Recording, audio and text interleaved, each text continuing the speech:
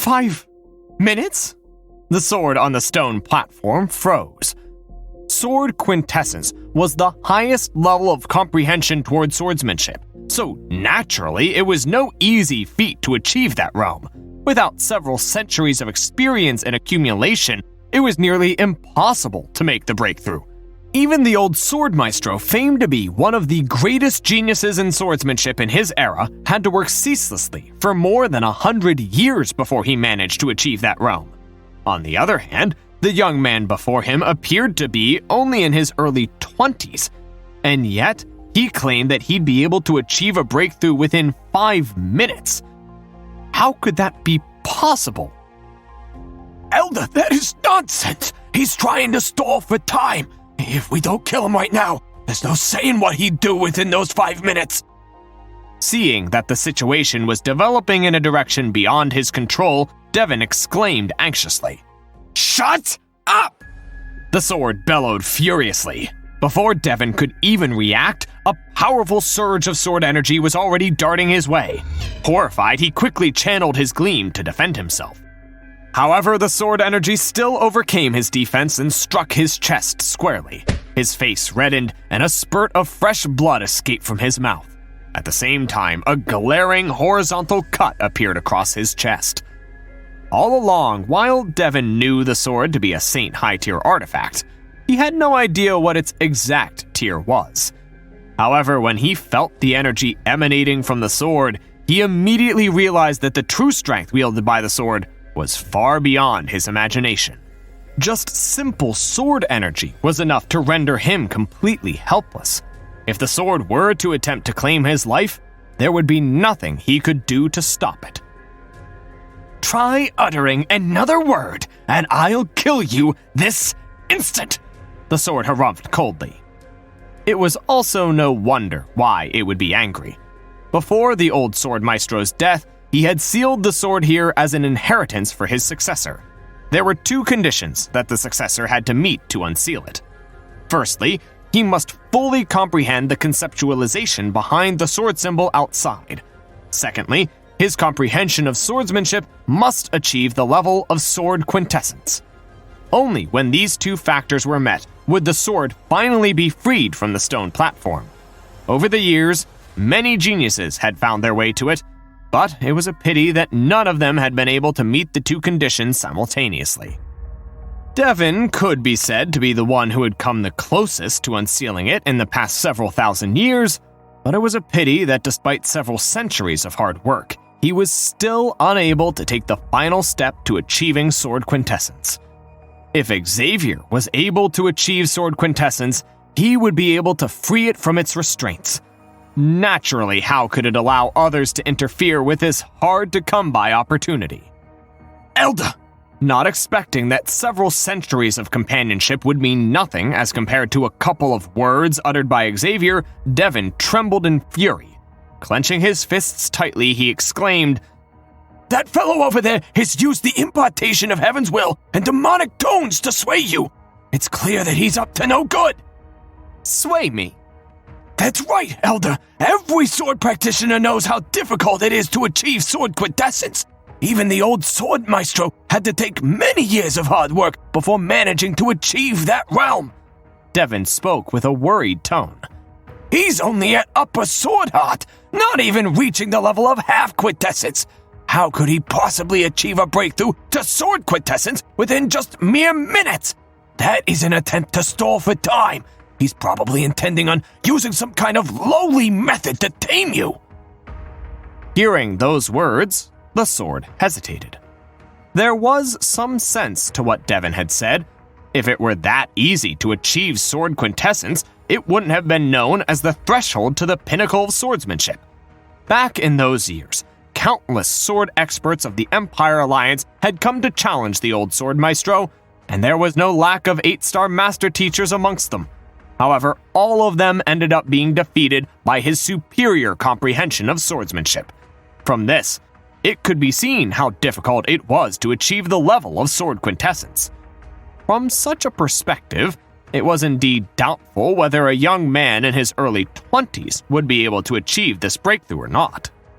"He is a despicable and scheming fellow. Without a doubt, he's up to his underhanded tricks once more. Elder, I suggest that you kill him right this instant just to be safe and— Noticing that the sword was starting to sway in his favor, Devon immediately pressed on with an anxious tone. But halfway through his words, his body suddenly stiffened instinctively. Following this, an unbelievably grand and pure sword intent burst into the sky. It was as if huge waves had been raised in the Sword Lagoon, and in the blink of an eye, countless sword energies began gathering toward them, forming a frightening hurricane around them. This is— Devon felt the sword intent within his body being suppressed entirely, preventing him from even moving a single step. An ominous premonition loomed over his mind, and his face paled. He slowly turned his stiffened neck over in the direction where the sword intent was coming from. The young man who was just talking a moment earlier came into his sight. His eyes were still completely shut, but at this moment, it felt as if he had transformed into a sharp blade that could challenge even the deities. Countless blades flew in from outside the formation, and they swiftly took a kneeling stance before the young man, as if paying respects to their new emperor. Civility of the myriad swords! This is sword quintessence! Devon widened his eyes in fright before slowly shaking his head in disbelief. It was just a moment after he said that the young man couldn't achieve a breakthrough to sword quintessence, and he was just stalling for time when such a situation occurred. At this moment, he couldn't help but feel as if the world had directed its full malicious intentions toward him. Several hundred years ago, he reached half quintessence. Ever since then, he'd been trying to further his mastery of swordsmanship to take the final step forward, and for this, he had resorted to all sorts of means and studied all kinds of books. Yet no matter how hard he tried, he was still unable to grasp the realm above half quintessence. On the other hand, the young man had only closed his eyes for a few minutes, and he had already reached a level beyond his reach. The stark contrast between both of their plights left him on the verge of a mental breakdown. Had it not been for his firm mind, the final string of rationality in his mind might have just snapped there and then. On the other hand, Lorenzo's eyes were narrowed in horror. He's comprehended sword quintessence. This is bad. He thought that as long as they were to engage the help of the old sword maestro's sword, they should be able to get rid of Xavier without any trouble. That was one of the contributing factors why they chose to make their move there, so that they would at least have a trump card to fall back on if things went awry. Yet, who could have thought that the both of them would end up teaming up together, and Xavier would even manage to achieve a breakthrough to sword quintessence? At this rate, the sword might even acknowledge Xavier as its master. To put it in concise terms, they were in deep shit. Realizing this, Lorenzo suppressed the pain that was resonating throughout his body with every move and fled as fast as he could out of the mist. Even though he had only managed to get through the chaotic palace beguilement formation thanks to Devon's directions, he had memorized the passageway from the previous experience. Furthermore, the formation had mostly been destroyed by the burst of sword intent from the awakening of the sword, thus making it easier for him to escape from the area. Barely after taking 2 steps out before he could even get far, he suddenly felt a chill running through his body. Before he could do anything, he suddenly felt the upper half of his body tumbling forward uncontrollably. Turning his head over, he saw Devon retracting his finger coldly, and the nonchalant look on his face was saying the deed he had just committed was nothing worthy of note.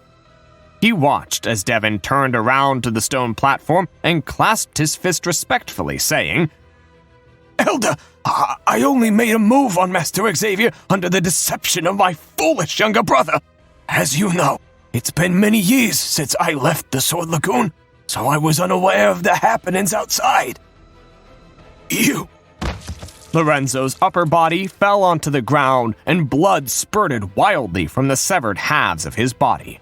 Even up to the moment of his death, his eyes widened in disbelief, as if not daring to believe that his elder brother would kill him with his own hands. Used to seeing bloodshed, the sword didn't flinch at the slightest by the gore before it. Instead, it bellowed coldly in response to Devon's words. Silence! Don't interrupt that lad's breakthrough! Yes! Devon hurriedly fell silent and stood obediently on the spot. Since even a newcomer like Lorenzo was able to see through the attitude of the sword, how could Devon, who had accompanied the sword for hundreds of years, possibly be oblivious to it? The requirement to tame the sword was to comprehend sword quintessence. Since Xavier had successfully reached sword quintessence, and he had also displayed a thorough understanding of the conceptualization behind the symbol the old sword maestro had left behind, it was only a matter of time before he successfully tamed the sword. Once that happened, Devon would be a goner. Thus, he decisively chose to slay Lorenzo and pin all the blame on the latter. In the face of life and death, so as long as he could survive, he wouldn't hesitate to sacrifice the life of his kin.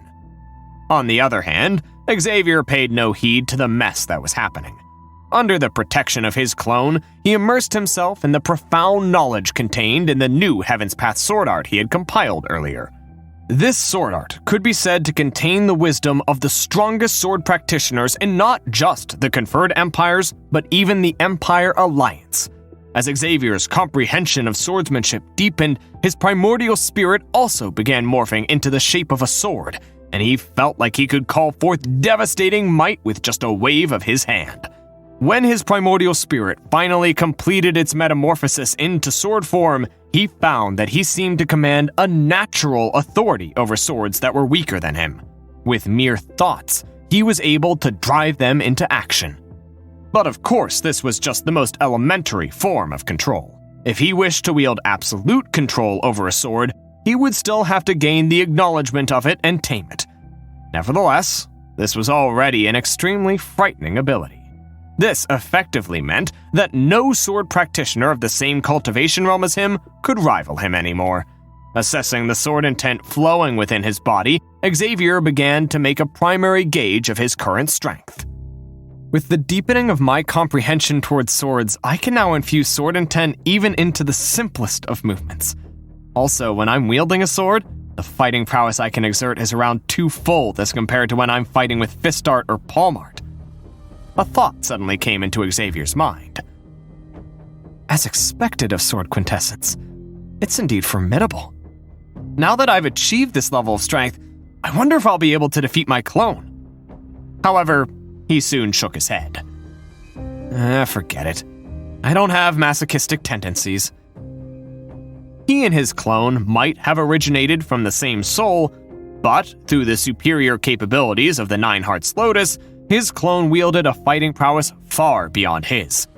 Every time Xavier thought he made a substantial improvement and wanted to exact vengeance for his previous humiliation, he would find that his clone had grown even stronger. It would probably be the same this time around. Both their souls were connected, allowing them to share everything telepathically. As soon as their minds connected, his clone would also be able to grasp sword quintessence as well. Given that, whatever advantage he had over his clone would be undone as well. If he were to dare make a move, there was little doubt that the one who would be lying miserably on the ground afterwards would be him. With this lingering thought in mind, Xavier slowly opened his eyes. The first thing that came into his sight was 100 or so Saint Intermediate tier swords bowing right in front of him, every single one of them trembling in fear. I see. So that's why the Dusk Cloud sword was so fearful of Patterson back then, Xavier thought.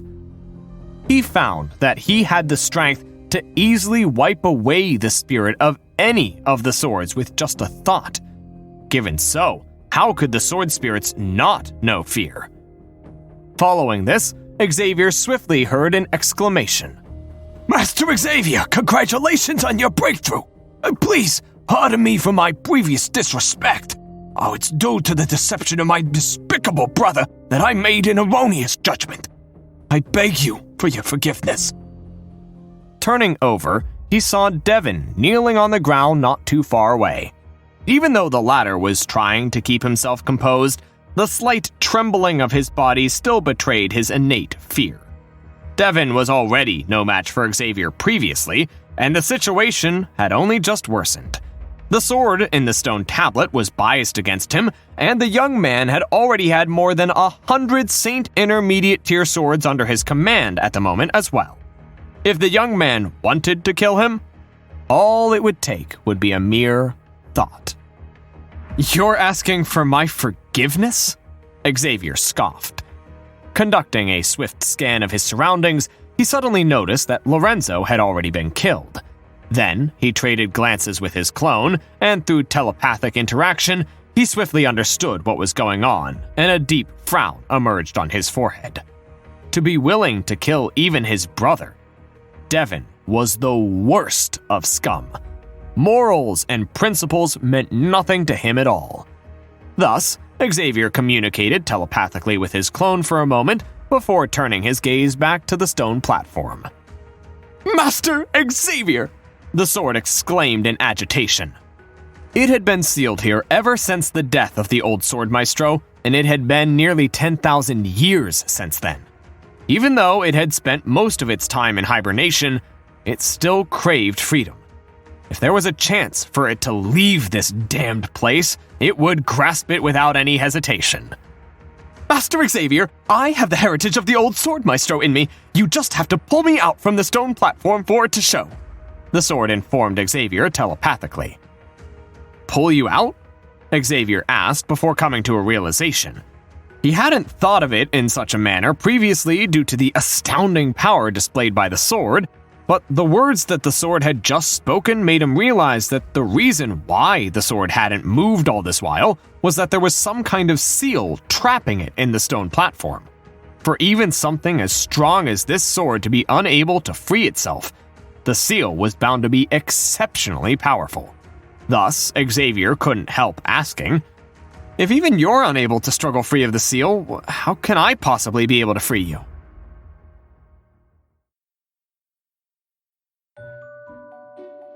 "This stone platform was left behind by the old sword maestro as well, and only sword practitioners who have comprehended sword quintessence will be able to break the seal and pull me out. However, I'm not too sure about how it can be done either," the sword replied awkwardly. The old sword maestro had passed away shortly after sealing it in the stone platform, and it had spent most of its time hibernating since then. All it knew was that to be freed from the stone platform, it would need to find a sword practitioner who had comprehended sword quintessence and the conceptualization of the sword symbol. As for how that sword practitioner could draw it out from the stone platform, embarrassingly, it didn't know a thing at all. "You aren't too sure how it can be done either." Hearing those words, Xavier couldn't help heaving a deep sigh. "All right, let me give it a try, then." The sword was a Saint high-tier artifact. It would be of great use to him, so he wouldn't turn down an opportunity to obtain it. With a swift movement, Xavier appeared before the stone platform. He grabbed the sword and exerted all of his force. However, it was as if the sword was nailed to the stone platform, not budging in the least. Frowning, Xavier began examining the stone platform closely. "It's an artifact created by a celestial designer. No wonder." With Xavier's current strength, he could pick up even an entire mountain if he wanted to. Yet for him to be completely helpless before a seemingly ordinary stone platform. So, he decided to take a closer look, and he swiftly found that the entire stone platform was a celestial designer mechanism.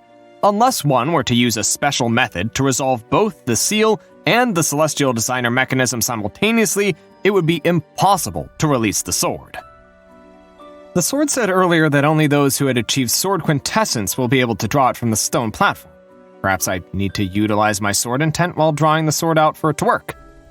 With this thought in mind, Xavier tightened his hands on the handle of the sword before closing his eyes. He quickly morphed his comprehension of sword quintessence into a surge of sword intent and slowly drove it through his body. It was as if something had been activated. With a resounding buzz, a peculiar power abruptly burst forth from the stone platform. Following this, a powerful wave of sword intent rippled into the surroundings before swiftly forming a barrier around the area. The first thing Xavier noticed was that his spiritual perception had been isolated by the barrier of sword intent, preventing him from sensing anything beyond the barrier. The converse was likely to be true as well. Those outside were unlikely to be able to sense what was going on within the barrier too. Frowning in uncertainty, Xavier was just about to release his grip on the sword to assess his current situation when he suddenly saw lingering sword intent in the area slowly gathering before his eyes, gradually forming the silhouette of an old man. The old man had a slightly emaciated figure, but his very presence felt like an incredibly sharp sword that would slice through anything standing before it. "Old sword, Maestro?" Xavier called out warily. Even though the old man was in existence formed solely of sword intent, Xavier could sense that the other party retained memories of his past. Even just as a congregation of sword intent, the other party still wielded might far beyond his means. I am Gerald Savritor, the man whom others know as the Old Sword Maestro. Since you were able to awaken the will I have left behind, you must have successfully comprehended sword quintessence. With these, you are qualified to inherit my heritage." The old man placed his hands behind his back and said. One could vaguely see sword intent rippling within his black eyes, as if granting him the keenness to discern everything in the world. "Kneel and pay respects to me as your teacher, and I will impart to you the 3 swords of Savritor and the method to undo the seal on the stone platform." "Pay respects to you as my teacher?" An inconspicuous frown emerged on Xavier's forehead. "To inherit my heritage and my wisdom, naturally you have to acknowledge me as your teacher," the old sword maestro replied with a tone of unquestionable authority. "My 3 swords of Savritor, Sea Severing Sword, Ocean Cataclysm Sword, and Heaven Desecration Sword, are top-notch battle techniques. Even the experts of the Empire Alliance would kill for the opportunity to learn them. If my days hadn't been numbered, I wouldn't have left my heritage here for any outsider to take for their own." Typically speaking, when an expert wanted to pass down his heritage, he would first assess his student's nature, talent, and many other aspects before deciding on whether to impart the latter his heritage. After all, every expert would want to find an outstanding successor to further his legacy.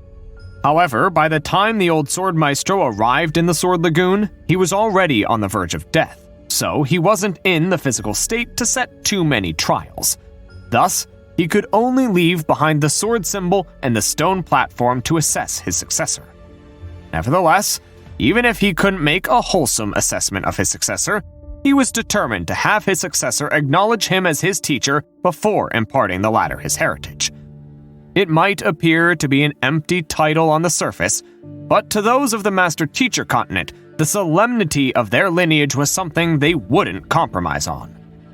"Since you have spent a long time deciphering the words I have left behind, I believe that you must have been moved by my heritage for some time now.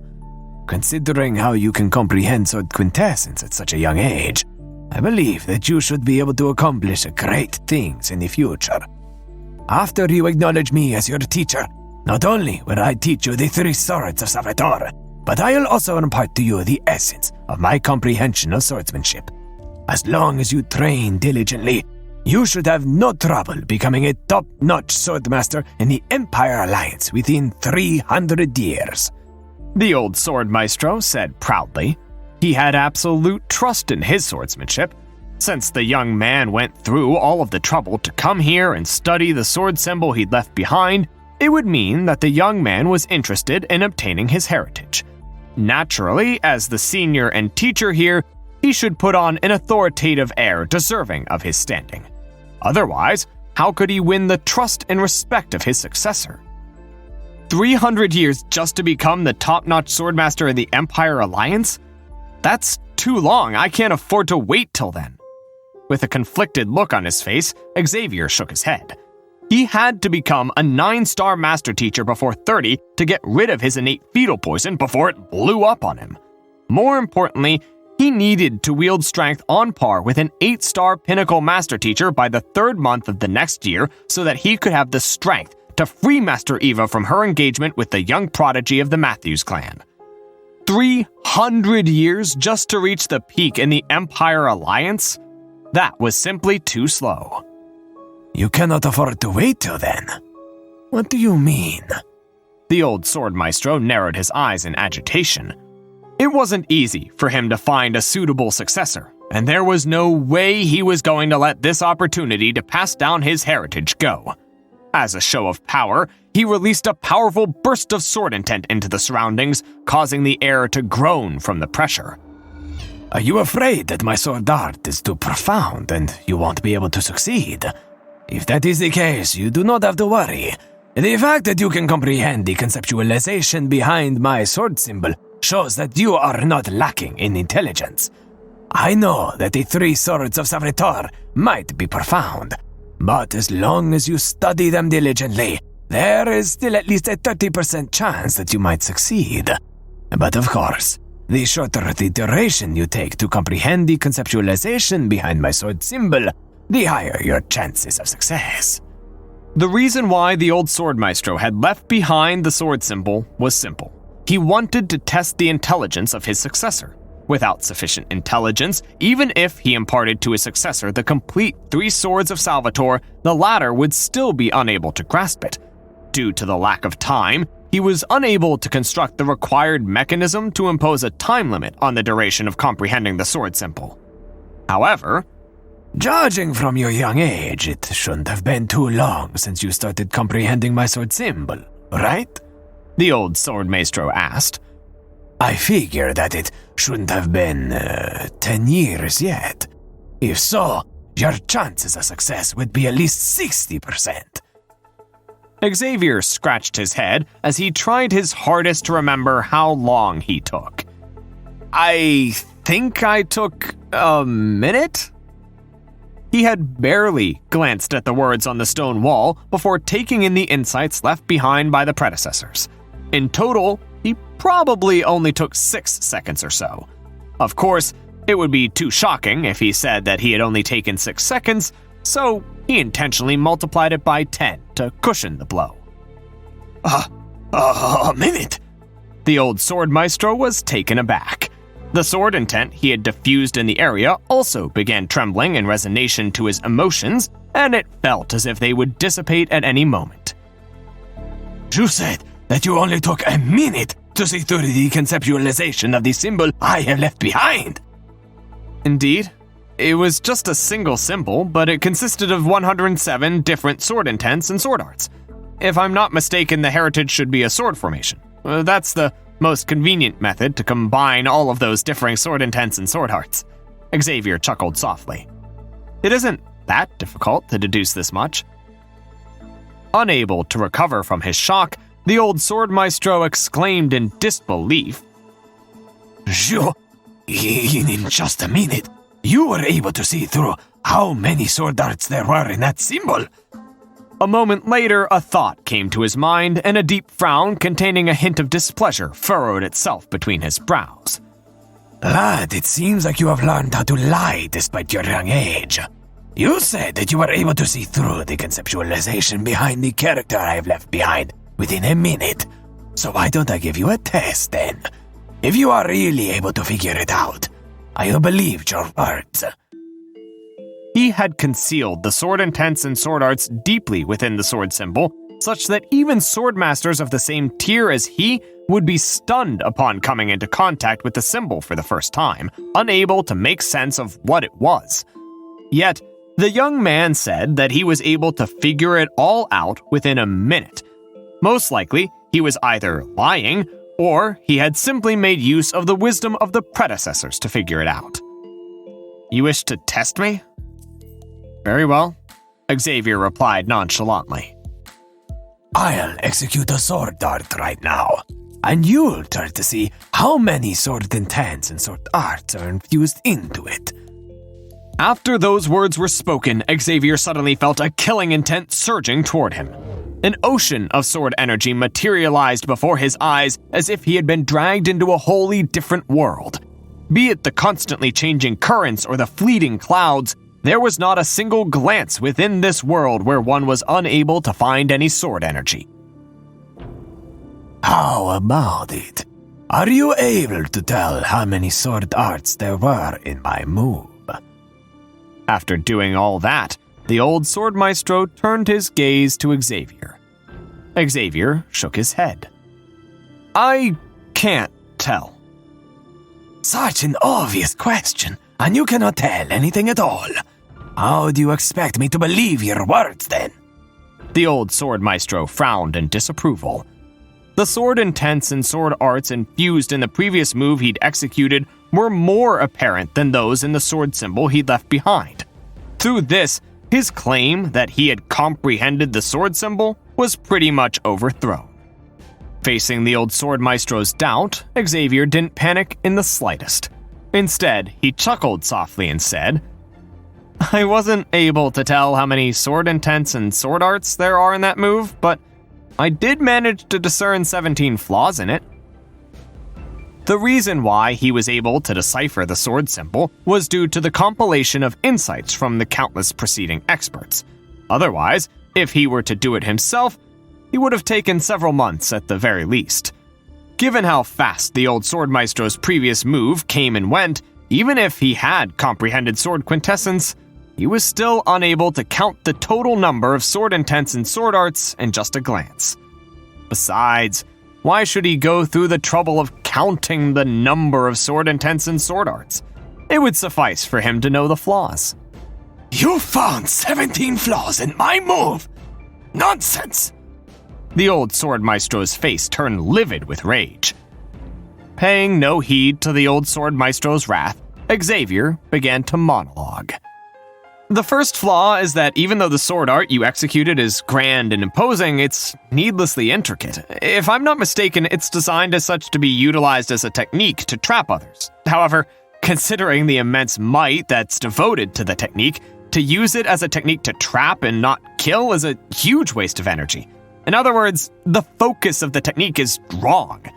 The second flaw is that while infusing a sword intent targeted toward damaging primordial spirits would enhance the might of a sword art significantly, it also makes it more demanding on the user's soul energy and state of mind. Should the sword practitioner be unable to meet the basic requirement of the sword art, its execution could very well result in a backlash which could make one vulnerable for some time, thus creating an opening for one's opponent to exploit.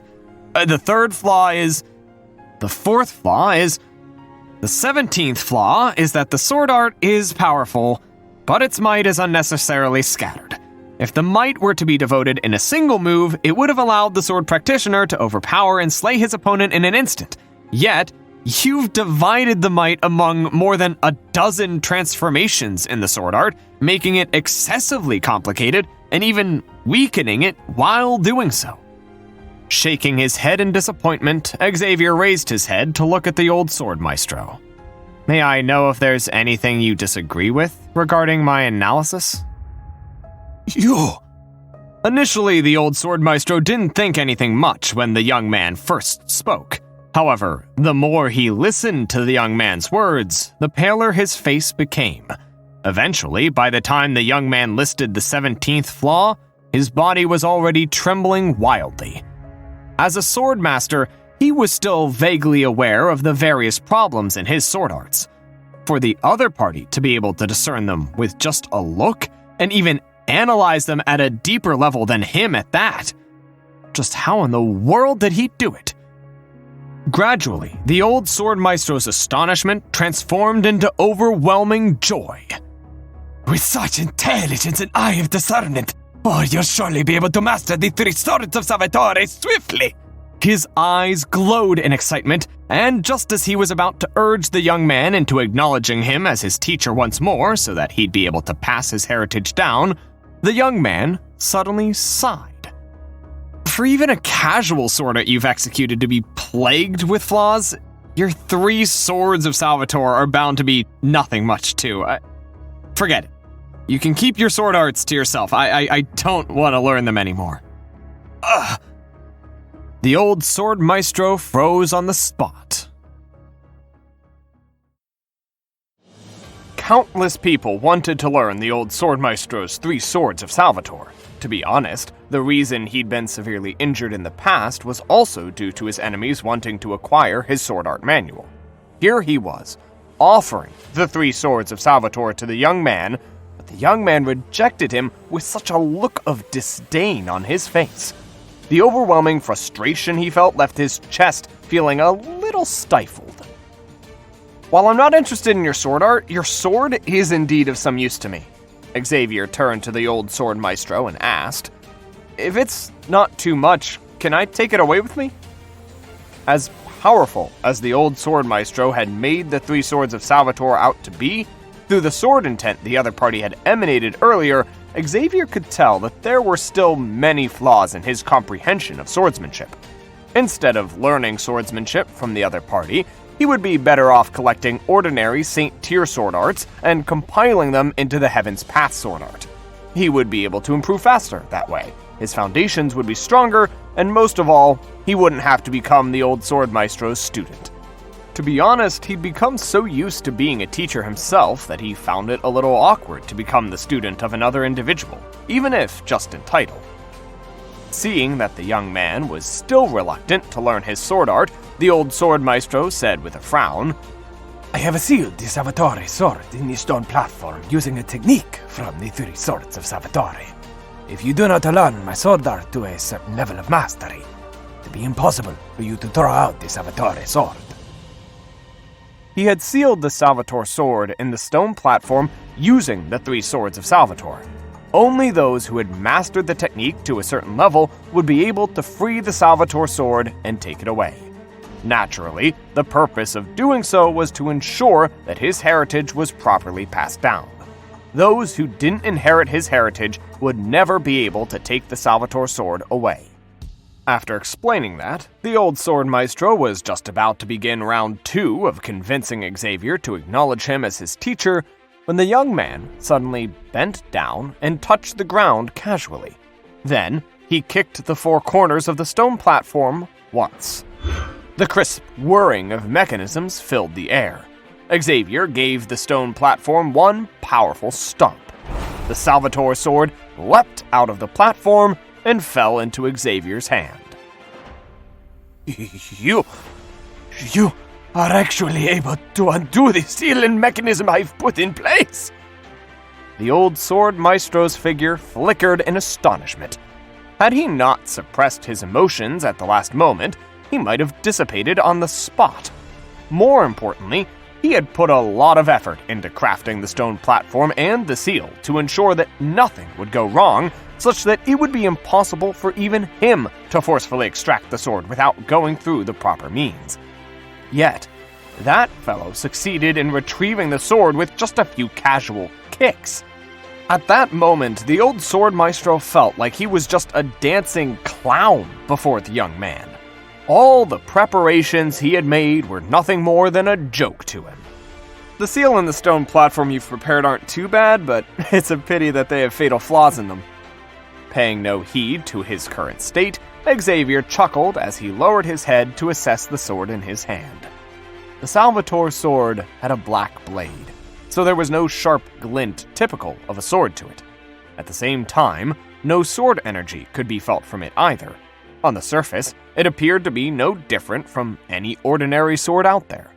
It was only when Xavier held it in his hand that he realized what a frightening weapon it was. He found that there was absolutely no impediment when he drove his gleam through it. Even with a casual swing, he would be able to bring forth power far beyond his imagination. His cultivation was still too lacking for him to be able to bring out the full prowess of the sword, but even if he could just wield a tenth of it, he'd still be able to slay a Grand Dominion Realm primary stage cultivator easily. This was how frightening the Salvatore sword was. Just as Xavier was feeling the overwhelming strength of the Salvatore sword, the latter suddenly began trembling intensely, seemingly trying to free itself from Xavier's grasp. Xavier frowned. It is due to the nourishment of my sword intent over the many years that the Salvatore sword managed to become this strong. Without learning the three swords of Salvatore and my sword cultivation technique, it would be impossible for you to tame the Salvatore sword. You should understand that a sword that cannot be tamed is unusable in battle. The old sword maestro explained proudly. He had forged and nourished the Salvatore sword personally, and his will was infused into it. How could others tame the Salvatore sword so easily? But before the old sword maestro could finish his explanation, the young man had already bellowed furiously.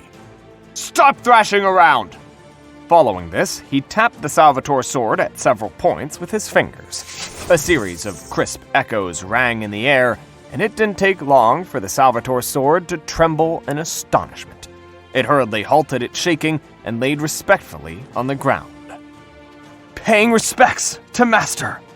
With a wave of his hand, Xavier stowed the Salvatore sword into his storage ring. Then he turned his sight back to the old sword maestro and asked doubtfully, "What did you say earlier? I wasn't paying attention." Xavier had been so busy trying to examine the strength of the Salvatore sword that he didn't hear what the old sword maestro was saying. It's nothing much." The old sword maestro's mouth twitched, and the body he had formed out of sword intent began to dissipate. Even though his death had left the Salvatore sword free to take any master, he knew his sword very well. He had forged the Salvatore sword personally, and he knew that it was an incomparably arrogant individual. Yet, to submit to the young man in the blink of an eye, this was a blow that he could not take. "All right, if there's nothing else, I'll be taking my leave." Xavier clasped his fist before turning around. Please, you haven't even learned the three swords of Salvatore yet. How can you leave like that? The old sword maestro exclaimed in agitation.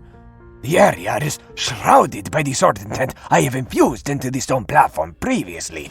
Unless you will learn my three swords of Salvatore, forcefully barging through will get you severely injured. But before the old sword maestro could finish the word injured, the young man had already placed his finger casually on the barrier of sword intent, and with a light, "Huh?" the entire barrier of sword intent vanished without a trace.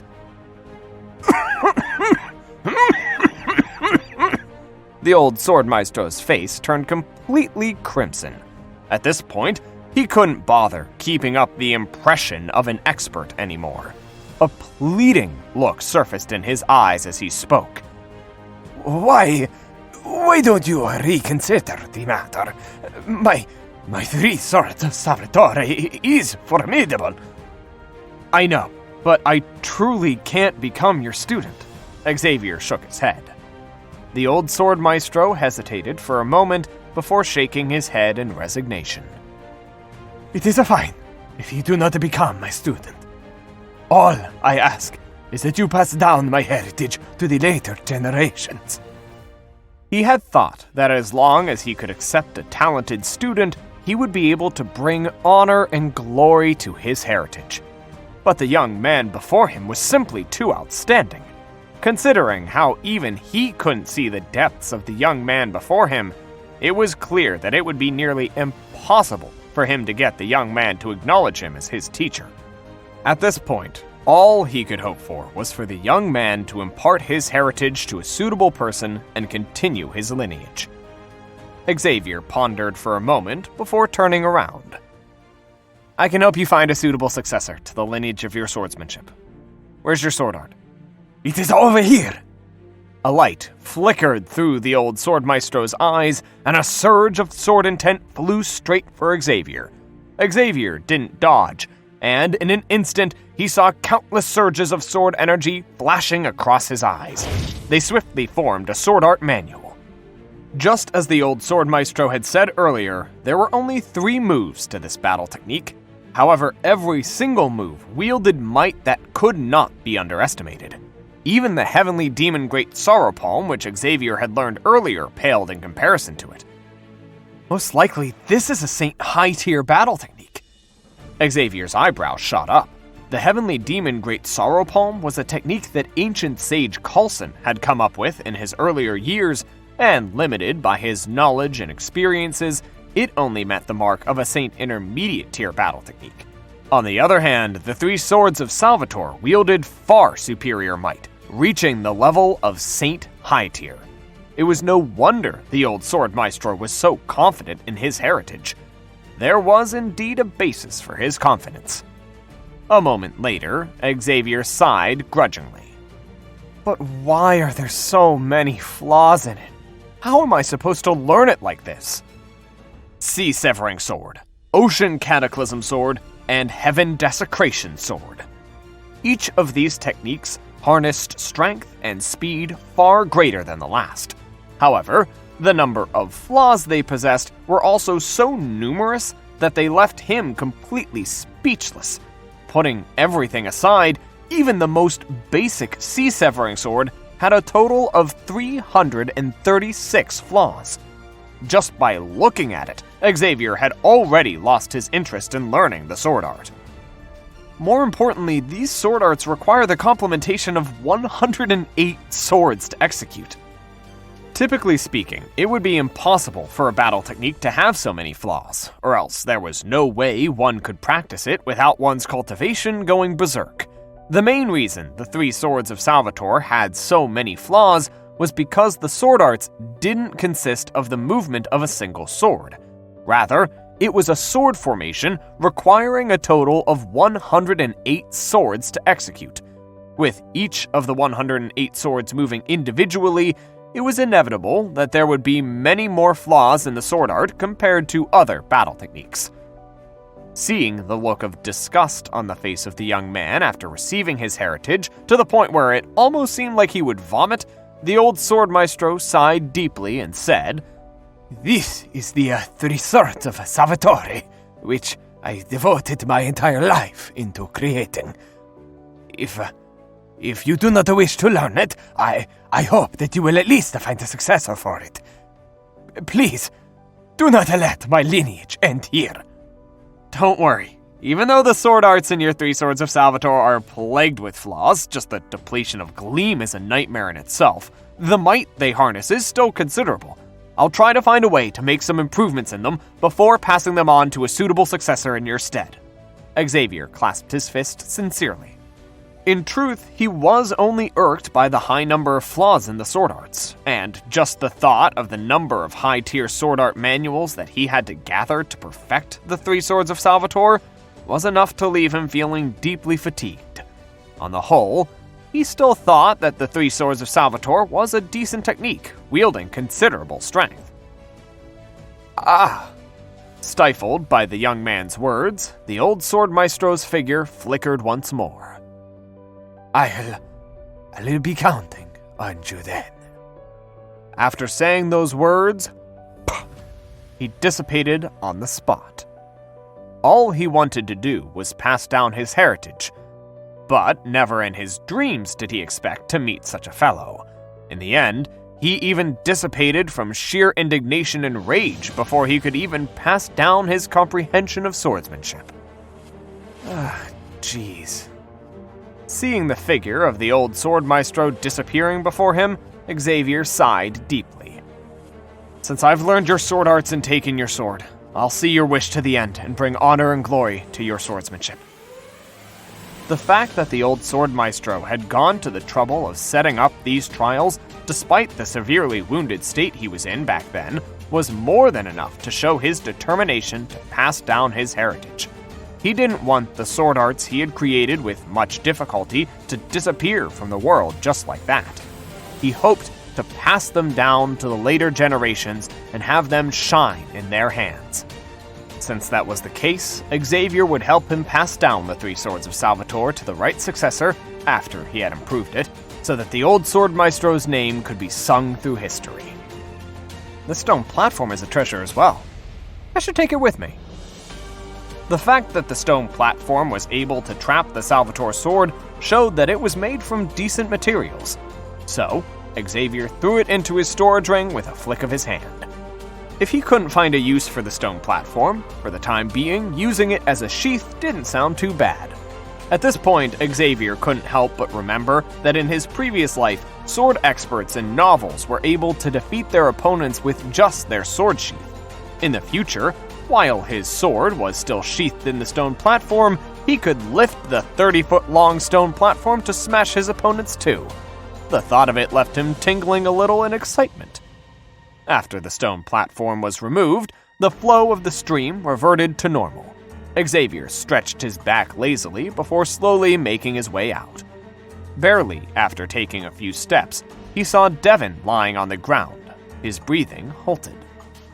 "I only told you to teach him a lesson. Why did you kill him?" Xavier turned to his clone and frowned. "I wasn't the one who did it. It was them." The clone gestured to the area behind Devin. Turning his gaze over, Xavier first noted that the mist that had been shrouding the area was dissipating, along with the gradual collapse of the Chaotic Palace Beguilement formation. Next, he saw several hundred people lying unconscious all around the area. They were the sword practitioners who had been studying the sword symbol in front of the stone wall earlier. Xavier swiftly assessed their conditions and confirmed that they were just unconscious, not dead, and he heaved a sigh of relief. Soon, a hint of doubt arose in his mind. Shouldn't they have been busy studying the sword symbol outside? Why would they have fainted there? The rising pillar of sword intent earlier made it known to everyone on the island that a treasure had surfaced, so they rushed over here in the hopes of claiming the treasure. So I told them that Devin had managed to obtain the treasure, and they immediately rushed forward and lynched him to death. However, they weren't able to find anything on him, so they turned their sights to me instead. So I could only knock all of them out. Xavier's clone replied with a casual shrug. His clone wielded the strength to defeat even the Grand Dominion Realm primary stage Devin easily. Even though the cultivators gathered in the area weren't weak, they were still far from matching up to him. I see. It's good that they aren't dead, or else things could get troublesome. Hearing his clone's explanation, Xavier knew he would have also made the same call if he were in the same position. Xavier quickly put his clone back into the Myriad Antive nest before making his way out of the mist. Soon, he heard numerous footsteps outside, and shortly after, Maddie and the other candidates of the secondary selection appeared. "It's you!" Upon seeing Xavier stepping out from the mist, a cold glint flashed through Maddie's eyes. When they saw the pillar of sword intent emerging earlier, they swiftly realized that a treasure had emerged in the world. Anyone who obtained it would surely be able to rise through the ranks and make a name for themselves, even in the Sanctum of Sages. Even though they were master teachers, they were still humans with desires. This was a rare opportunity for them as well. They couldn't allow it to slip through their fingers just like that. No matter what, they had to at least give it a try. The master teachers swiftly moved to surround Xavier tightly, and their representative, Maddie, said with a cold voice, "Hand over the treasure and share it with all of us, and we'll consider sparing you this once. Otherwise, don't even dream of getting away today." "Treasure?" Xavier asked. "You needn't feign ignorance before us. All of us know that we're at the Sword Lagoon, and the previous pillar of sword intent is a clear sign that the heritage of the old sword maestro has surfaced.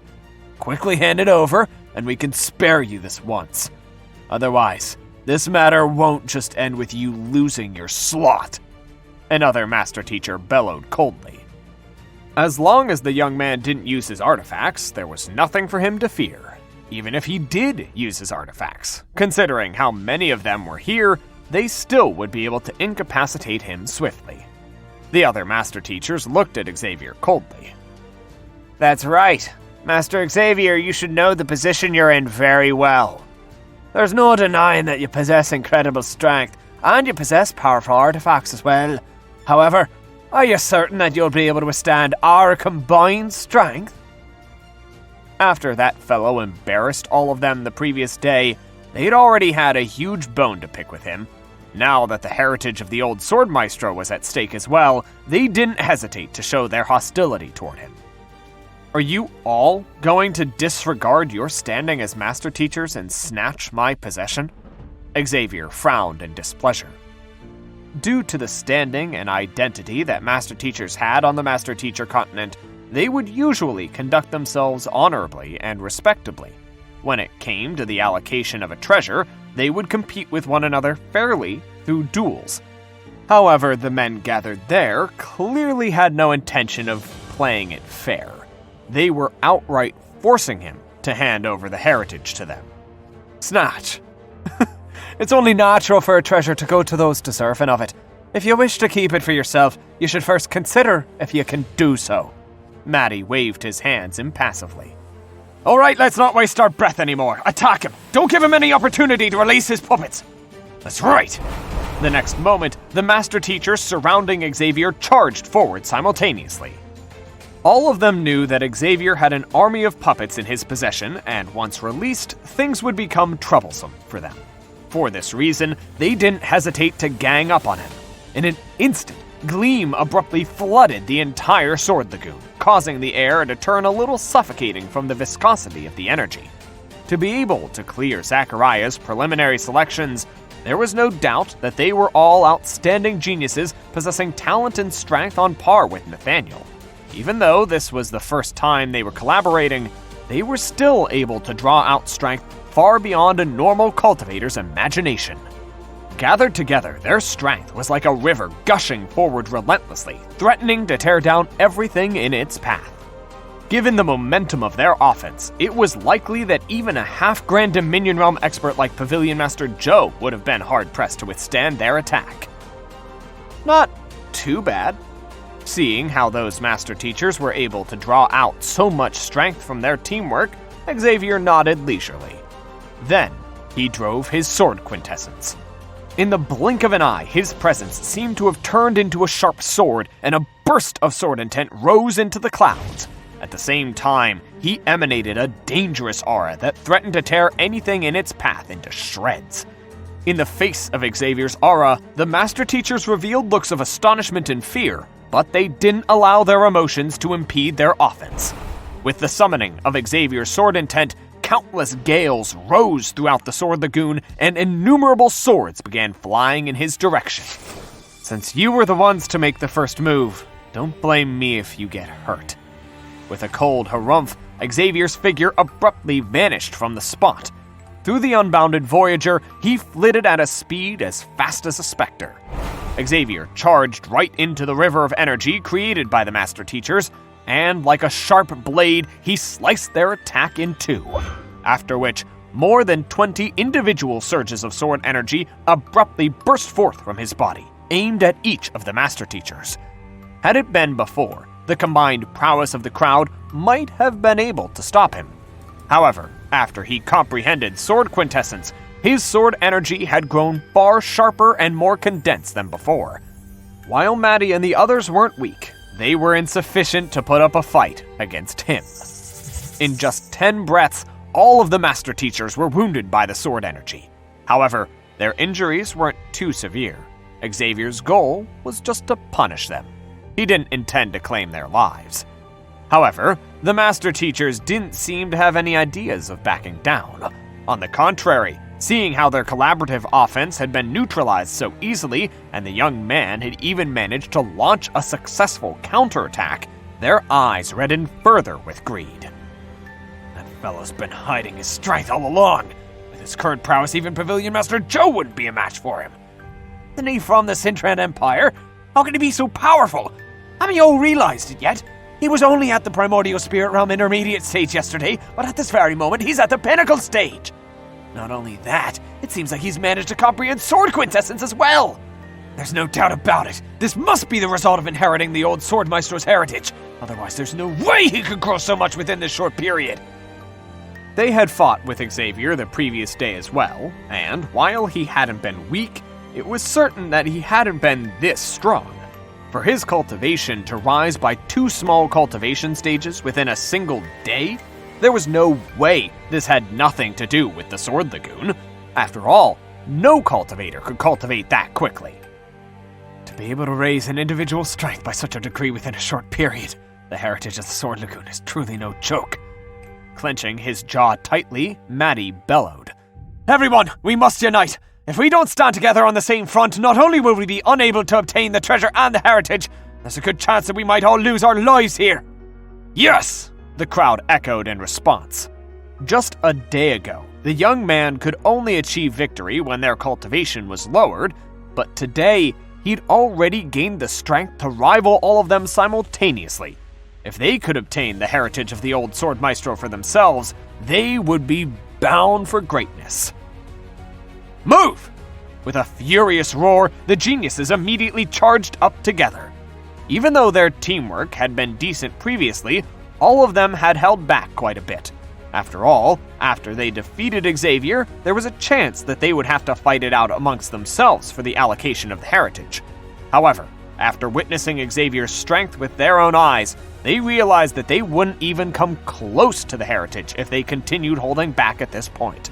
With their wills united by a common foe, their combined strength soared to new heights. Innumerable surges of gleam began gathering together to form a huge cluster of power that covered a radius over several hundred feet. Under the immense influx of power, the air became as viscous as mud. Putting aside a cultivator, even weapons would find it hard to proceed in the face of such an atmosphere. Immense pressure weighed down on Xavier, who stood at the very center of this hurricane of energy. The overwhelming power tugged and pulled at his body as if attempting to tear him into shreds. Facing the offense of the Master Teachers, Xavier narrowed his eyes. He had shown them mercy, but they had simply taken his magnanimity as a sign of weakness and carried on their offense. With this, he felt that his tolerance had come to a limit. There was indeed no end to a human's greed. From their attitudes, it could be seen that even if he imparted the 3 swords of Salvatore to them, they would still think he was holding something back. Since that was the case, it was time to take forceful measures and have them know the meaning of fear. Without wasting any words, Xavier pushed his foot against the ground and dashed into the crowd of Master Teachers. For some reason, the viscous space created by the full might of all of the Master Teachers present seemed to be completely ineffective on him. He flitted through the area like a phantom, and with every grasp, he would accurately catch a Master Teacher, acquire his Jade Token, and send him flying with a light push. Just like that, the Master Teachers fell one after another. While the collaborative offense of the Master Teachers was powerful, through his eye of insight, Xavier was still able to find many flaws here and there, allowing him to overcome them with ease. It was almost as if Xavier was a tiger diving into a crowd of goats. As many Master Teachers as there might have been, there were none who lasted more than a breath before him. My Jade Token! He took mine away as well. He isn't just knocking us down, he's taking all of our Jade Tokens too! Be careful! It didn't take long for all of the Master Teachers to collapse on the ground, and every single one of them was groaning in pain. Since Xavier had been able to guess that a part of the test was to have confidence in one's strength and keep one's Jade Token, the other Master Teachers had also come to realize the same as soon as they calmed down. Yet, who would have thought that this would end up presenting a chance for Xavier to acquire all their Jade Tokens at once? At this moment, Maddie and the others were still in a state of disbelief. Since you all tried to eliminate me, it's only right for me to do the same to you. This isn't a breach of the rules, right? Paying no heed to the shock the Master Teachers were in, Xavier flicked his hand and the 20 Jade Tokens floated right in front of him. You dare? The crowd immediately panicked. Those Jade Tokens represented their chance to enter the Sanctum of Sages. If they were to be destroyed, it would mean that they had failed the secondary selection, and they would be unqualified to enter the Sanctum of Sages anymore. Their initial thought had been that as long as they collaborated, they should be able to eliminate Xavier with ease.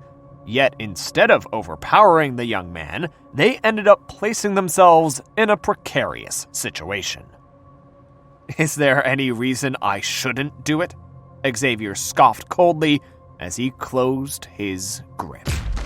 The crisp echo of the jade tokens shattering sounded simultaneously, and in an instant, all 20 jade tokens were reduced to powdery remains. Seeing the sight, the master teachers were completely frozen for a moment.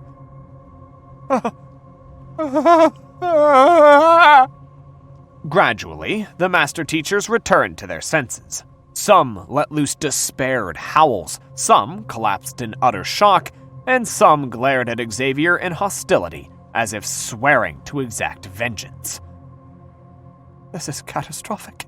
If all of us have been eliminated simultaneously, doesn't that mean that bastard is the only one who's cleared the secondary selection? Maddie muttered in disbelief.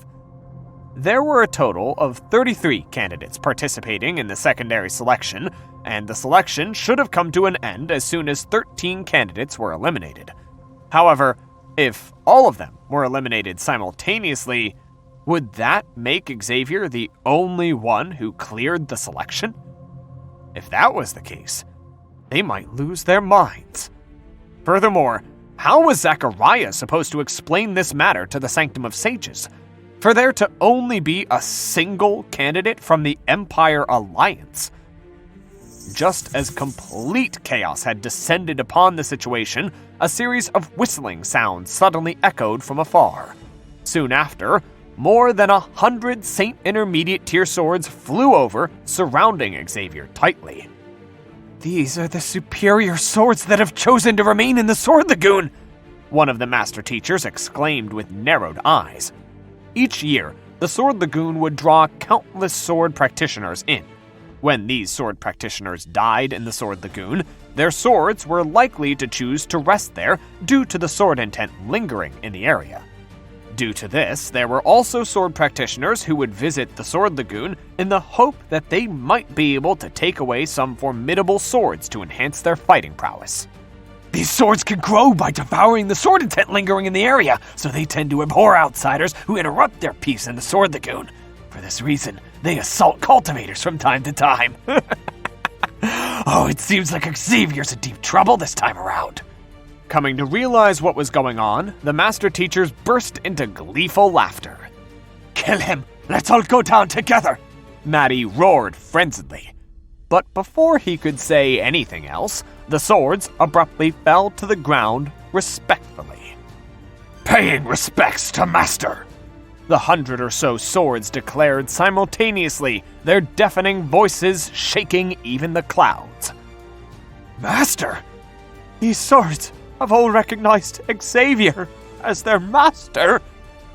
The master teachers were completely flabbergasted and crazed by the sight before them. You're all acknowledging me as your master? Not only was the crowd flabbergasted, but even Xavier was startled as well. It took a long while before he was able to make sense of what was going on. It seemed like the sword intent released by the Salvatore sword had benefited these swords greatly, so all of them ended up submitting to it. And now that the Salvatore sword had acknowledged Xavier as its new master, these swords also unhesitatingly chose to do the same. Adding the Salvatore sword to the group, I have a total of 108 swords, thus meeting the weapon requirement for the 3 swords of Salvatore. Could this be the reason why the Salvatore sword agreed to help Devin make a move on me over the Sword of Faint Whisper and the Sword of Faint Warble? Xavier wondered. There were a total of 107 Saint Intermediate tier weapons in the area, and adding the Salvatore sword to the equation, he would have the number required to execute the sword arts in the 3 swords of Salvatore. Another thought appeared in Xavier's mind. Did this mean that the old sword maestro hadn't been able to gather the swords required for the sword formation after he created the 3 swords of Salvatore? Was that the reason why his enemy was able to severely wound him, forcing him to escape to the Sword Lagoon? One of the greatest difficulties in executing the 3 swords of Salvatore was gathering the swords required to set up the sword formation. Could it be because the old sword maestro wasn't able to gather the required number of swords that resulted in his eventual defeat? Otherwise, given the overwhelming strength that the old sword maestro wielded, as well as the tremendous might he could bring forth via his 3 swords of Salvatore, It should have been extremely difficult for anyone to defeat him. However, Xavier also knew that there was no point in thinking about these matters anymore. There was no way he could affirm his deductions at this point. With a swift flick of his hand, he placed all of the swords into his storage ring. After he stored those swords, a resounding call suddenly echoed in the air. Soon after, a majestic crane could be seen gliding over from the horizon. Zachariah and Pavilion Master Joe were standing on the back of the crane, gazing down at the defeated candidates on the ground. Xavier had used the Myriad Ant-Hive Queen to control the surrounding Myriad Ants, preventing Zachariah and Pavilion Master Joe from noticing anything. Nevertheless, as time passed, they still eventually realized that something was amiss, so they began making their way over. When they felt that all of the Jade tokens except for Xavier's had shattered, they nearly fell off the back of the crane. The secondary selection was set to be 3 days long, but in less than half a day, all the candidates except for one had been eliminated. The crane slowly landed on the ground, and after making sense of what was going on, Zachariah turned to Xavier with tearful eyes. He knew that the young man was a troublemaker, but surely he didn't have to do this during the secondary selection. This was too much. For a candidate to single-handedly eliminate all the others.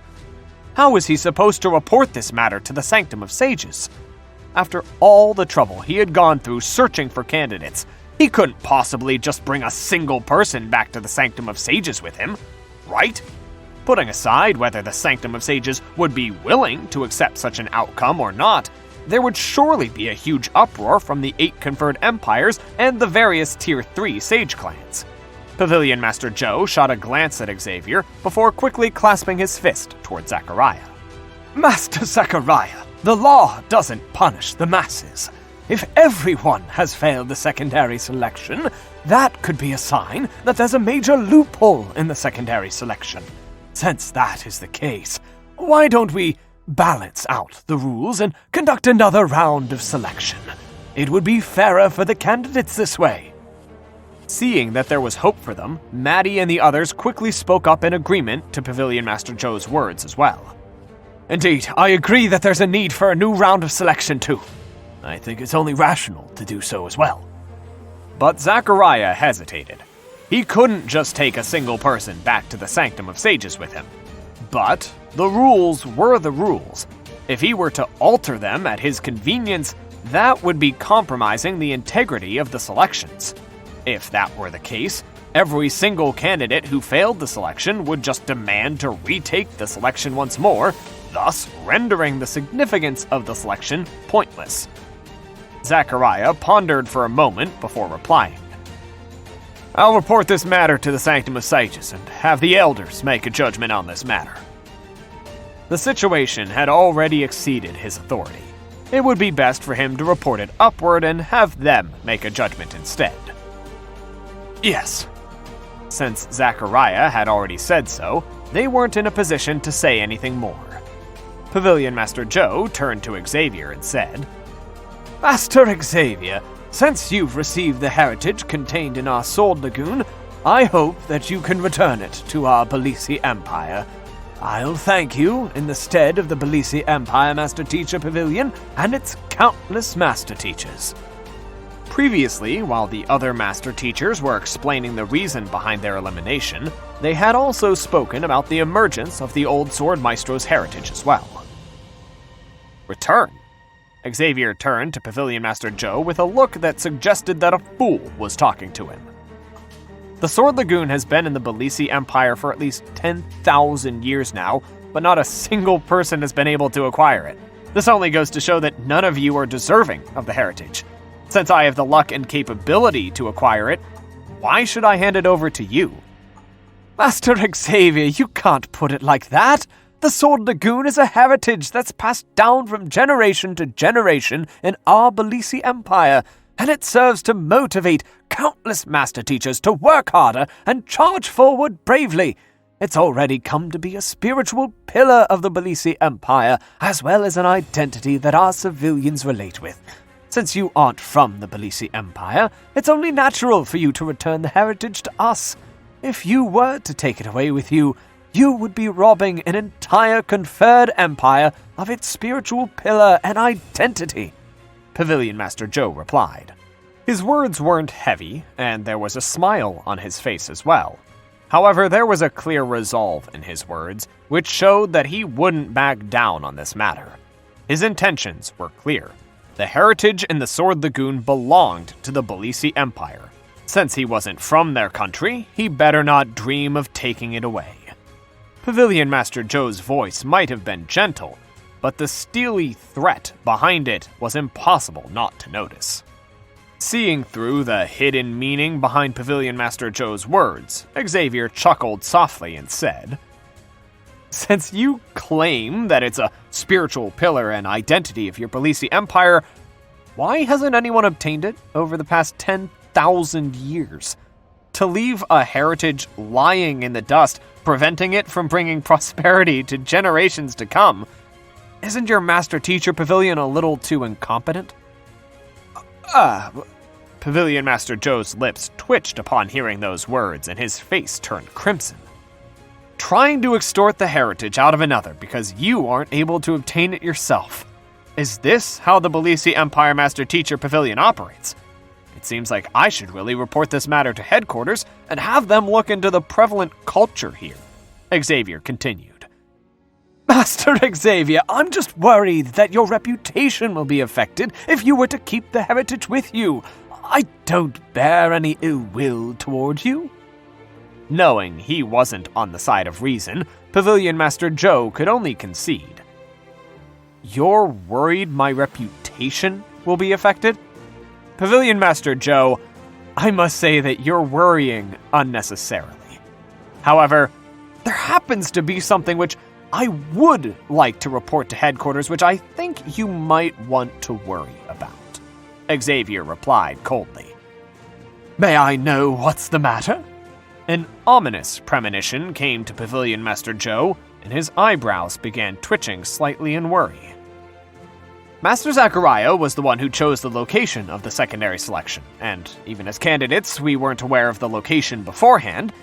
Yet, not too long after entering the Sword Lagoon, I was met with an ambush. I suspect that someone on the inside has intentionally leaked news concerning the secondary selection to my enemy to harm me. Therefore, I hope to have the Empire Alliance investigate this matter and redress my grievances. Xavier waved his hand imposingly. It would be too much to shrug off Devin and Lorenzo's presence in the Sword Lagoon as a coincidence.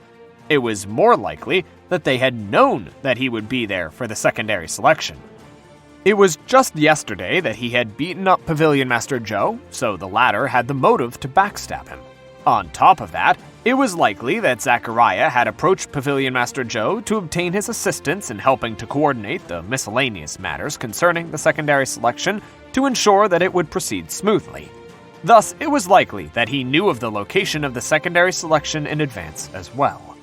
So, other than Pavilion Master Joe, Xavier couldn't think of anyone else who would and could do such a thing. A hint of deep horror was reflected in the depths of Pavilion Master Joe's eyes, but he knew better than to allow it to show on his face. With a tone reminiscent of a senior kindly advising a junior, he said calmly, Master Xavier, since you have gotten off unscathed and obtained the heritage, this matter can be considered a blessing in disguise. Let's not blow things up, or else it might reflect badly on the Master-Teacher Pavilion. Why don't you leave it to our Belisi Empire Master-Teacher Pavilion to deal with this matter instead?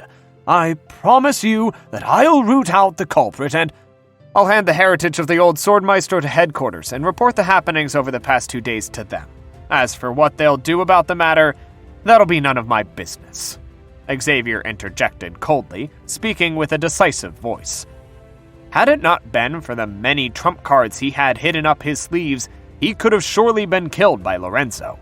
For the head of a Master-Teacher Pavilion to collude with outsiders to harm an elder of the Empire Alliance Master-Teacher Pavilion. Just this crime itself was enough to drag Pavilion Master Joe down to his doom.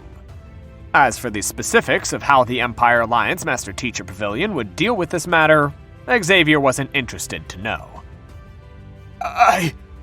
Pavilion Master Joe was at a loss for words.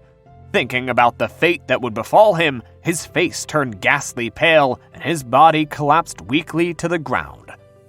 He was, indeed, the one who had leaked the news concerning Xavier's whereabouts to Lorenzo. If no one were to investigate this matter, he might still be able to get away scot-free. However, if headquarters were to be dragged into this matter as well, there was no way he would be getting off with what he had done. After all, that would be equivalent to harming his brethren, and the Master-Teacher Pavilion would never tolerate such actions. Noticing something was amiss from the conversation between the two, Zachariah couldn't help but ask, "Master Xavier, what happened?" "Master Zachariah, this is what I faced after entering the Sword Lagoon. You can take a look." With a flick of his wrist, Xavier passed a jade token over. Looking through the content in the jade token, Zachariah's complexion turned livid. He was the one who had set the rules and details of the secondary selection, and this included the location as well. He had made great preparations to ensure that the news wouldn't be leaked out in advance, and yet Xavier still ended up being ambushed. "Joe, how dare you do such a thing behind my back?" "Very well. I'll have this matter reported to headquarters in the name of the Sanctum of Sages. You better have a good reason prepared for this by then." Zachariah bellowed coldly before flinging his sleeves imperiously. "Master Zachariah!" Pavilion Master Joe's face was ashen. The Sanctum of Sages was the highest Master-Teacher training institution beneath the Master-Teacher Pavilion, and its standing was higher than even that of the Empire Alliance Master-Teacher Pavilion. If Zachariah were to report this matter as a guide from the Sanctum of Sages, the highest headquarters would surely keep a close lookout for the matter as well. In other words, there was no way out for him anymore. At the very start, all he had intended was to exact vengeance for his wife's brother and have that insignificant figure from the Cintran Empire learn that a quasi-8-star master teacher wasn't someone he could afford to humiliate. Yet, while trying to do the other party in, he ended up drawing flames upon himself instead. His future, standing, and reputation. All of these were going right down the gutter. From the respected head of the Belisi Empire Master-Teacher Pavilion, he would soon become a scorned criminal. If only he knew this would happen, he would have never gone up against Xavier. At this moment, Pavilion Master Joe felt deep regret for his actions. "Let's go." Not bothering himself with Pavilion Master Joe, Xavier swiftly got onto Zachariah's crane and began flying back to Belisi City. Soon, they arrived back at the Master-Teacher Pavilion. "Master Xavier, I'm sorry that I've let you down." Upon seeing Xavier, Nathaniel immediately walked forward and apologized in dejection. Xavier had spent much time and effort on him to help him enter the Sanctum of Sages, but he ended up being the first one to be eliminated in the secondary selection. While dispirited from his failure, he felt even more apologetic for letting Xavier down. "How were you eliminated shortly after the selection began?" Xavier asked in intrigue. Nathaniel's face turned crimson. "I was assaulted by a sword." It turned out that shortly after landing in the Sword Lagoon, Nathaniel found himself assaulted by a top-notch Saint Intermediate tier sword. As the sword wielded strength far beyond his capability, it didn't take long for his jade token to be shattered. After asking about the appearance of the sword, Xavier replied with a shake of his head. "That was probably Lorenzo's Sword of Faint Whispers." Since Lorenzo had gone to the extent of laying an ambush for him in the Sword Lagoon, he was bound to have dug into his background as well. Perhaps it was out of worry that Nathaniel would mess things up given the relationship between them, Lorenzo chose to eliminate him right from the start. "I've let down the expectations you had for me this time around." Nathaniel lowered his head in shame. He didn't know how he should face the young man before him. At this moment, Zachariah's voice suddenly sounded. "Due to the unexpected event occurring in the secondary selection, the results will be voided Everyone will be following me to the Sanctum of Sages to participate in the final selection. The results will be voided. Nathaniel was taken aback. Master Xavier, what's going on? Wait a moment. Shouldn't the secondary selection last for 3 whole days? Why did you all return so early? As he was taken out of the Sword Lagoon right after he was eliminated, he was unaware of the happenings afterwards. The remaining candidates ganged up on me, attempting to eliminate me, and I accidentally, eliminated all of them, Xavier replied. You accidentally eliminated everyone else? Nathaniel was stunned. Amidst a furious gale, an aerial Saint Beast soared swiftly through the sky, leaving behind a white streak in its trail. In the room on the back of the aerial Saint Beast, Xavier looked at the young man sitting before him and nodded in satisfaction. Due to the results of the secondary selection being voided, it was decided that all of the candidates would head to the Sanctum of Sages together to undergo the final selection. While the other candidates would shoot Xavier looks of hostility from time to time, they didn't conduct any acts of aggression toward him during the trip. Along the way, Xavier imparted the 3 swords of Salvatore and his comprehension of swordsmanship to Nathaniel. As expected of a genius from the Matthews clan, Nathaniel's ability to absorb new knowledge wasn't too bad. In just half a month, he managed to raise his comprehension of swordsmanship to the level of half quintessence. While it was still a long way off from comparing to Xavier, his mastery of swordsmanship could be said to be unmatched against the other sword practitioners among the candidates. Not only so, but he also managed to advance his cultivation to the primordial spirit realm pinnacle. With his current strength and superior comprehension of swordsmanship, he would be a match for even Maddie and Patterson. From someone who was barely able to clear the selections of the Sanctum of Sages, Nathaniel had grown to become one of the strongest candidates in the running. Upon reaching a certain bottleneck, one's fighting prowess would begin to stagnate, improving at a rate much slower than before. This was because one was already nearing their physical limits and talent, so it would take a lot of effort and time to make any visible improvement, if possible at all. This was the situation that Nathaniel was facing. Even though he possessed considerable talent and a unique cultivation technique, he was already nearing his bottleneck. Under such circumstances, it would usually take significant time and effort for him to raise his fighting prowess by a visible level. And yet, within half a month, he managed to achieve such a huge breakthrough. If this were to be known to others, it would certainly shock many speechless. This could almost be said to be a means that only 9-star master teachers were capable of. Finally, I've reached the Unbounded Voyager level 2. While offering guidance to Nathaniel, Xavier hadn't been slacking off on his training either. In half a month, he fused the movement techniques he had learned together with the Unbounded Voyager and perfected the Unbounded Voyager level 2 to the level of Heaven's Path. Naturally, he didn't waste any time learning it either.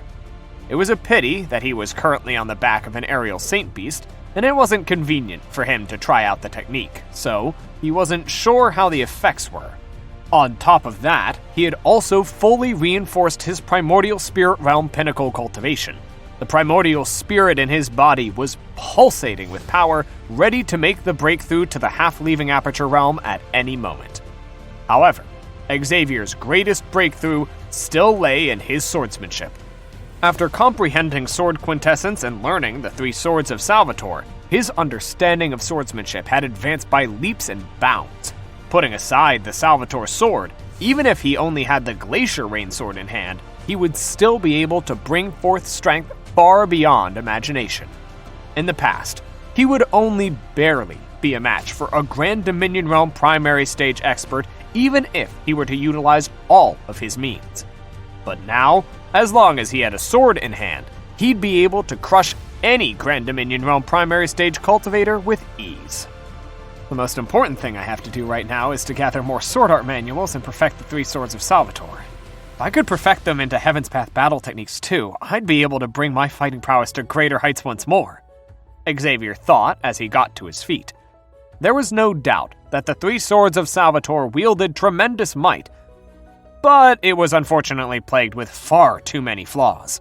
for a perfectionist like Xavier, it was simply much too bitter of a pill to swallow. Fortunately, considering that the Sanctum of Sages was the highest master-teacher training institution on the continent, there would be plenty of sword art manuals there for him to perfect the 3 swords of Salvatore. While Xavier and Nathaniel were cultivating diligently, Patterson, Maddie, and the other candidates weren't idling around either. Perhaps due to the setbacks they had suffered during the secondary selection, they were more tenacious than ever in their training. While they failed to make a significant breakthrough in their fighting prowess, the experience did temper their state of mind, making them far more resilient than before. As top geniuses from their region, they'd been accustomed to being at the top. The experience of being outdone by another would be beneficial to their future growth. Taking this scene into sight, Zachariah nodded in approval. The candidates who had cleared his preliminary selections were all the greatest of geniuses, so it was inevitable that there would be some complacency in them. The indignance at their defeat against Xavier would drive out the complacency within them, pushing them to work harder than ever in hopes that they'd be able to return the humiliation in the future. While Zachariah was looking at the candidates contemplatively, a master teacher suddenly stepped forward and asked, "Master Zachariah, what will the format of the final selection to the Sanctum of Sages be?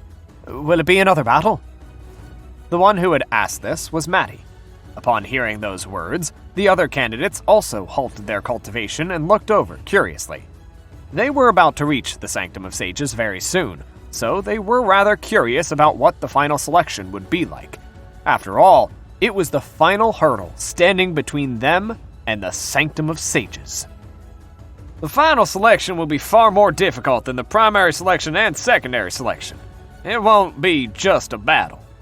At this point, Zachariah hesitated for a moment, seemingly trying to find a term for it before replying. To be more exact, it'll be like an overall evaluation. Overall evaluation? The crowd was intrigued.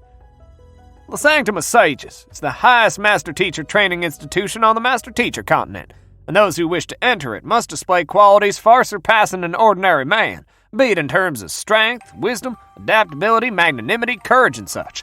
The final selection serves to conduct an overall evaluation of all these qualities to determine whether a candidate is qualified to become a student of the Sanctum of Sages.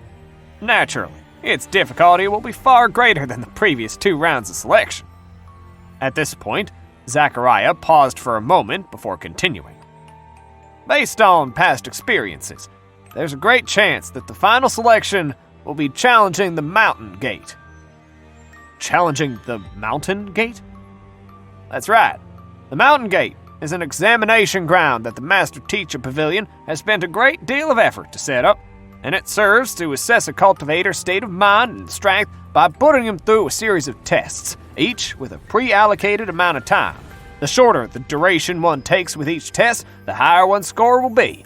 And those who are unable to clear the test within the pre-allocated period will be eliminated, Zachariah explained grimly. This was the standard selection trial used to assess candidates seeking to join the Sanctum of Sages, so revealing it in advance wasn't an infringement of the rules. Zachariah gestured to the 2 young men who had assisted him in conducting the preliminary selections and said, "The 2 of them have also challenged the Mountain Gate in the past. They failed to clear it. Nevertheless, as they had achieved decent results, they were offered the opportunity to become listening-in students in the Sanctum of Sages." Doesn't that mean that they're geniuses who've cleared the preliminary and secondary selections as well? The crowd was astonished. Only those who had cleared the preliminary and secondary selections would be qualified to take the final selection. Even though all of them were allowed to take the final selection this time around, it was due to the Sanctum of Sages granting them a special exception.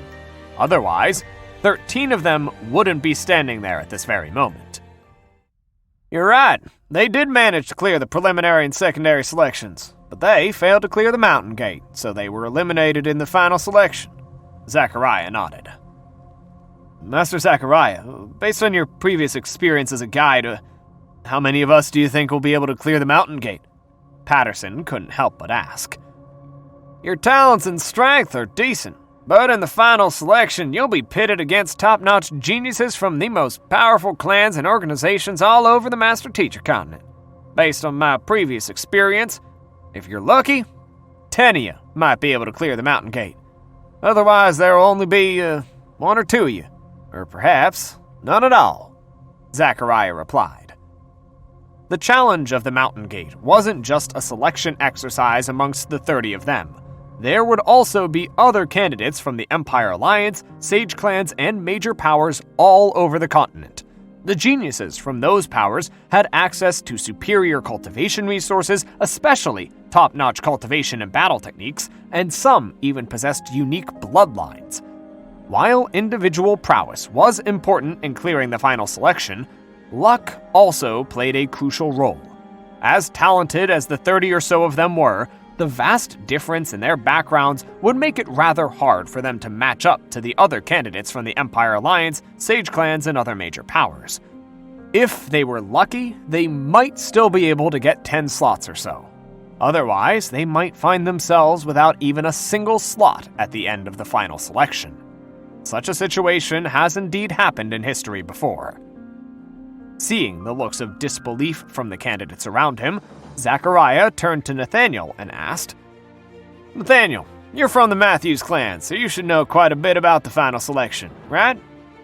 "Yes. From what I heard, the competition is extremely rife. Even for the Matthews clan, there are years where over half of the candidates they've sent would fail the final selection." Nathaniel nodded. Even though he was from a side family in the Matthews clan, he was still rather informed about the situation concerning the Sanctum of Sages, as well as the difficulty of the final selection.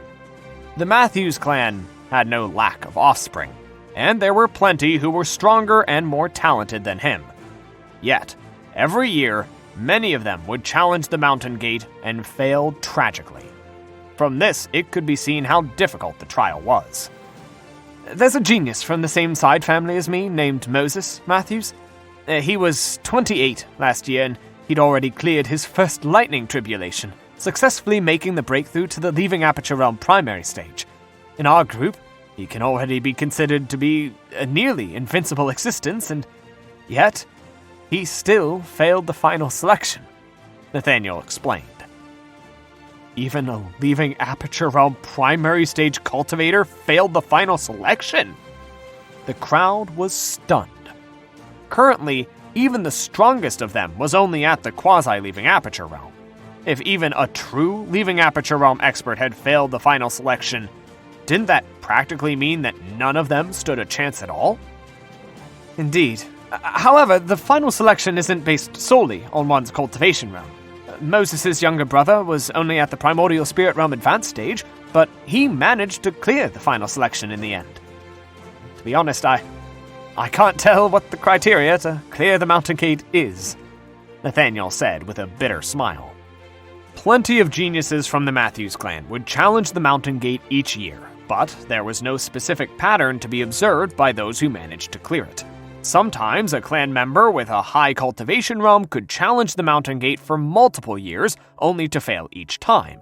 Sometimes, a clan member who others didn't bear much hope for would clear the Mountain Gate with flying colors at the first attempt. There are many variations to the test of the Mountain Gate. Even those who are participating in the same final selection could find themselves facing different trials. As such, there's no way to train or prepare for it in advance. One can only enter with a flexible mind and adapt to the circumstances," Zachariah explained. The crowd fell silent. They had asked about the format of the final selection in hopes that they would be able to make preparations for it to boost their chances of clearing it. However, after hearing the details, they realized that things were far more complicated than they had originally thought. However, that was to be expected. If it was that easy to enter the highest master teacher training institution, wouldn't it be flooded with students by now? Noticing the apprehension and nervousness on the faces all around, Zachariah advised everyone with a smile. "My advice is for all of you to not get too worried about the matter. After entering the Mountain Gate, just complete the test to the best of your abilities. Even if you can't clear the final selection, You'll still have plenty of opportunities as long as you can make it in as a listening-in student. As a listening-in student, you'll have the opportunity to take the final examination again in subsequent years. While the Sanctum of Sages was very strict in the selection of its students, it did offer other avenues for candidates who were reluctant to give up. As long as one's results in the final selection weren't too bad, one could always opt to become a listening-in student and challenge the Mountain Gate in subsequent years. But of course, as one who was challenging the Mountain Gate for the second time, they would be judged far stricter than other candidates. Nevertheless, to raise the spirits of the crowd, Zachariah chose not to disclose this. Otherwise, their nervousness could very well affect their performance in the final selection. Hearing that there would still be a chance for them, even if they were to fail the final selection, the crowd heaved a sigh of relief. After chatting for a while more, Zachariah suddenly pointed to the area ahead and announced, "All right, we should be arriving at the Sanctum of Sages very soon, so make some preparations. If nothing goes wrong, the final selection should be held within the next 3 days." Everyone hurriedly looked forward, and soon a massive city came into sight. Located in the middle of a mountain range, it seemed to be shrouded by a massive spirit-gathering formation, drawing the spiritual energy in a radius of several 100,000 miles into the area. Even before landing in the area, the rich spiritual energy in the air had already left them feeling deeply refreshed. That's the Sanctum of Sages? Abruptly getting to his feet, Xavier clenched his fists tightly. "Eva, here I come." The very reason why he came to the Sanctum of Sages was to seek Master Eva and free her from the engagement with the Matthews clan so that he could be with her. He'd put in so much effort this far, and he was currently just a step away from meeting her, so how could he not be agitated? "Rest assured, I'll marry you openly. I'll never put you in a spot and make you choose between me and your family," Xavier vowed as he calmed down his agitated heart. This engagement concerned 2 of the strongest clans on the Master Teacher continent, so his mission was bound to be fraught with difficulties. But so what? If anyone dared to stand in his way, even if the other party boasted the strongest power on the Master Teacher continent, he would simply crush whatever opposition they had. Exhaling deeply, Xavier gazed at the world beneath him. The person who founded the Academy must have possessed a comprehension of formations on par with a 9-star formation master, Xavier noted in wonderment. The entire Academy was built along the mountain range, and every single bit of it was exquisitely constructed, placing it in perfect alignment with its surroundings. Looking at it from above, it felt as if one was looking at a beautiful piece of artwork. From this, it could be seen that the founder of the Academy, on top of being a 9-star formation master, was likely to be a highly skilled landscaper as well. Noticing Xavier's astonishment, Zachariah remarked, "The founder of the Sanctum of Sages is ancient sage Kieran Meskel. He followed Keith Cole and learned from him as one of his direct disciples." Keith Cole's direct disciple? Xavier was startled. Despite the prestige of the Sanctum of Sages, he had thought that it was just an organization created by a 9-star master teacher or one of the normal students under Keith Cole. He hadn't even considered the possibility that it was founded by Keith Cole's direct disciple. "Indeed. Otherwise, how could the Sage clans possibly be willing to send their inner clan members to the Sanctum of Sages to study?" Zachariah replied with a hint of pride in his voice. "Ah, well, that's true." Xavier nodded in realization. In truth, this was also something he'd been wondering about along the way. Clans as powerful as the Matthews clan and the Natalie clan were bound to have at least some 9-star master teachers in their ranks, as well as experts in most major occupations. Given so, was there a need for them to send their offspring to the Sanctum of Sages to study? After all, they should have the resources required to train their offspring. However, if the Sanctum of Sages was founded by one of Keith Cole's direct disciples, that would change the nature of things. Just based on that fact alone, there was bound to be something extraordinary about the Sanctum of Sages. Ancient Sage Kieran is neither the most famous nor the most powerful of Keith Cole's direct disciples, but he possesses an extraordinary ability to impart knowledge and ideology to others. It's been tens of thousands of years since the Sanctum of Sages was founded, and despite the trial of time, Keith Cole's ideology is still perfectly passed down from generation to generation. Students there can feel the very spirit of the world's teacher, as well as his deep desire to bring mankind to greater heights. Learning in such an environment can open up one's mind, allowing one to view society and the entire world from a higher perspective than before, thus giving them an insight into how they could better use their strength to bring about greater prosperity for mankind. This is something that no clan or blessed land can do, Zachariah continued. Xavier nodded in agreement. Naturally, there was no doubting Keith Cole's selfless spirit for mankind. Just the very fact that Ancient Sage Kieran was passing Keith Cole's knowledge and ideology in full from one generation to the next was more than enough to reinforce the Sanctum of Sages' position as the #1 training institution in the world. It was no wonder why all the powers over the world wanted to send their offspring there. Just the inheritance of Keith Cole's spirit represented a prestige that no other blessed land could bring. I've heard of the affairs of Ancient Sage Coulson before, and just out of curiosity, may I know, compared with Ancient Sage Kieran, who's stronger? Xavier couldn't help but ask. Well, Ancient Sage Coulson is Keith Cole's servant, whereas Ancient Sage Kieran is his direct disciple. But of course, this is a matter from ancient times, and it involves ancient sages at that, so it wouldn't be our place to speak too much about it, Zachariah replied with a smile. I see. Xavier nodded in response. While Zachariah didn't point it out explicitly, the meaning behind his words was clear. Ancient Sage Kieran was stronger than Ancient Sage Coulson. To make a comparison, it was like how Roach and Seth were like to Xavier, albeit Roach might not exactly be a good comparison. While Roach did receive Xavier's guidance from time to time, his fighting prowess was still nowhere in comparison to Seth and the others. Of Keith Cole's 72 direct disciples, the 10 strongest are referred to as the 10 Apostles, and Ancient Sage Kieran is one of them. He's one of the few possessors of the Eye of Insight, which grants him strength unmatched by most, Zachariah said. As a member of the Sanctum of Sages, he revered the founder of the Academy deeply, and he was also well versed in the latter's background as well. Eye of Insight?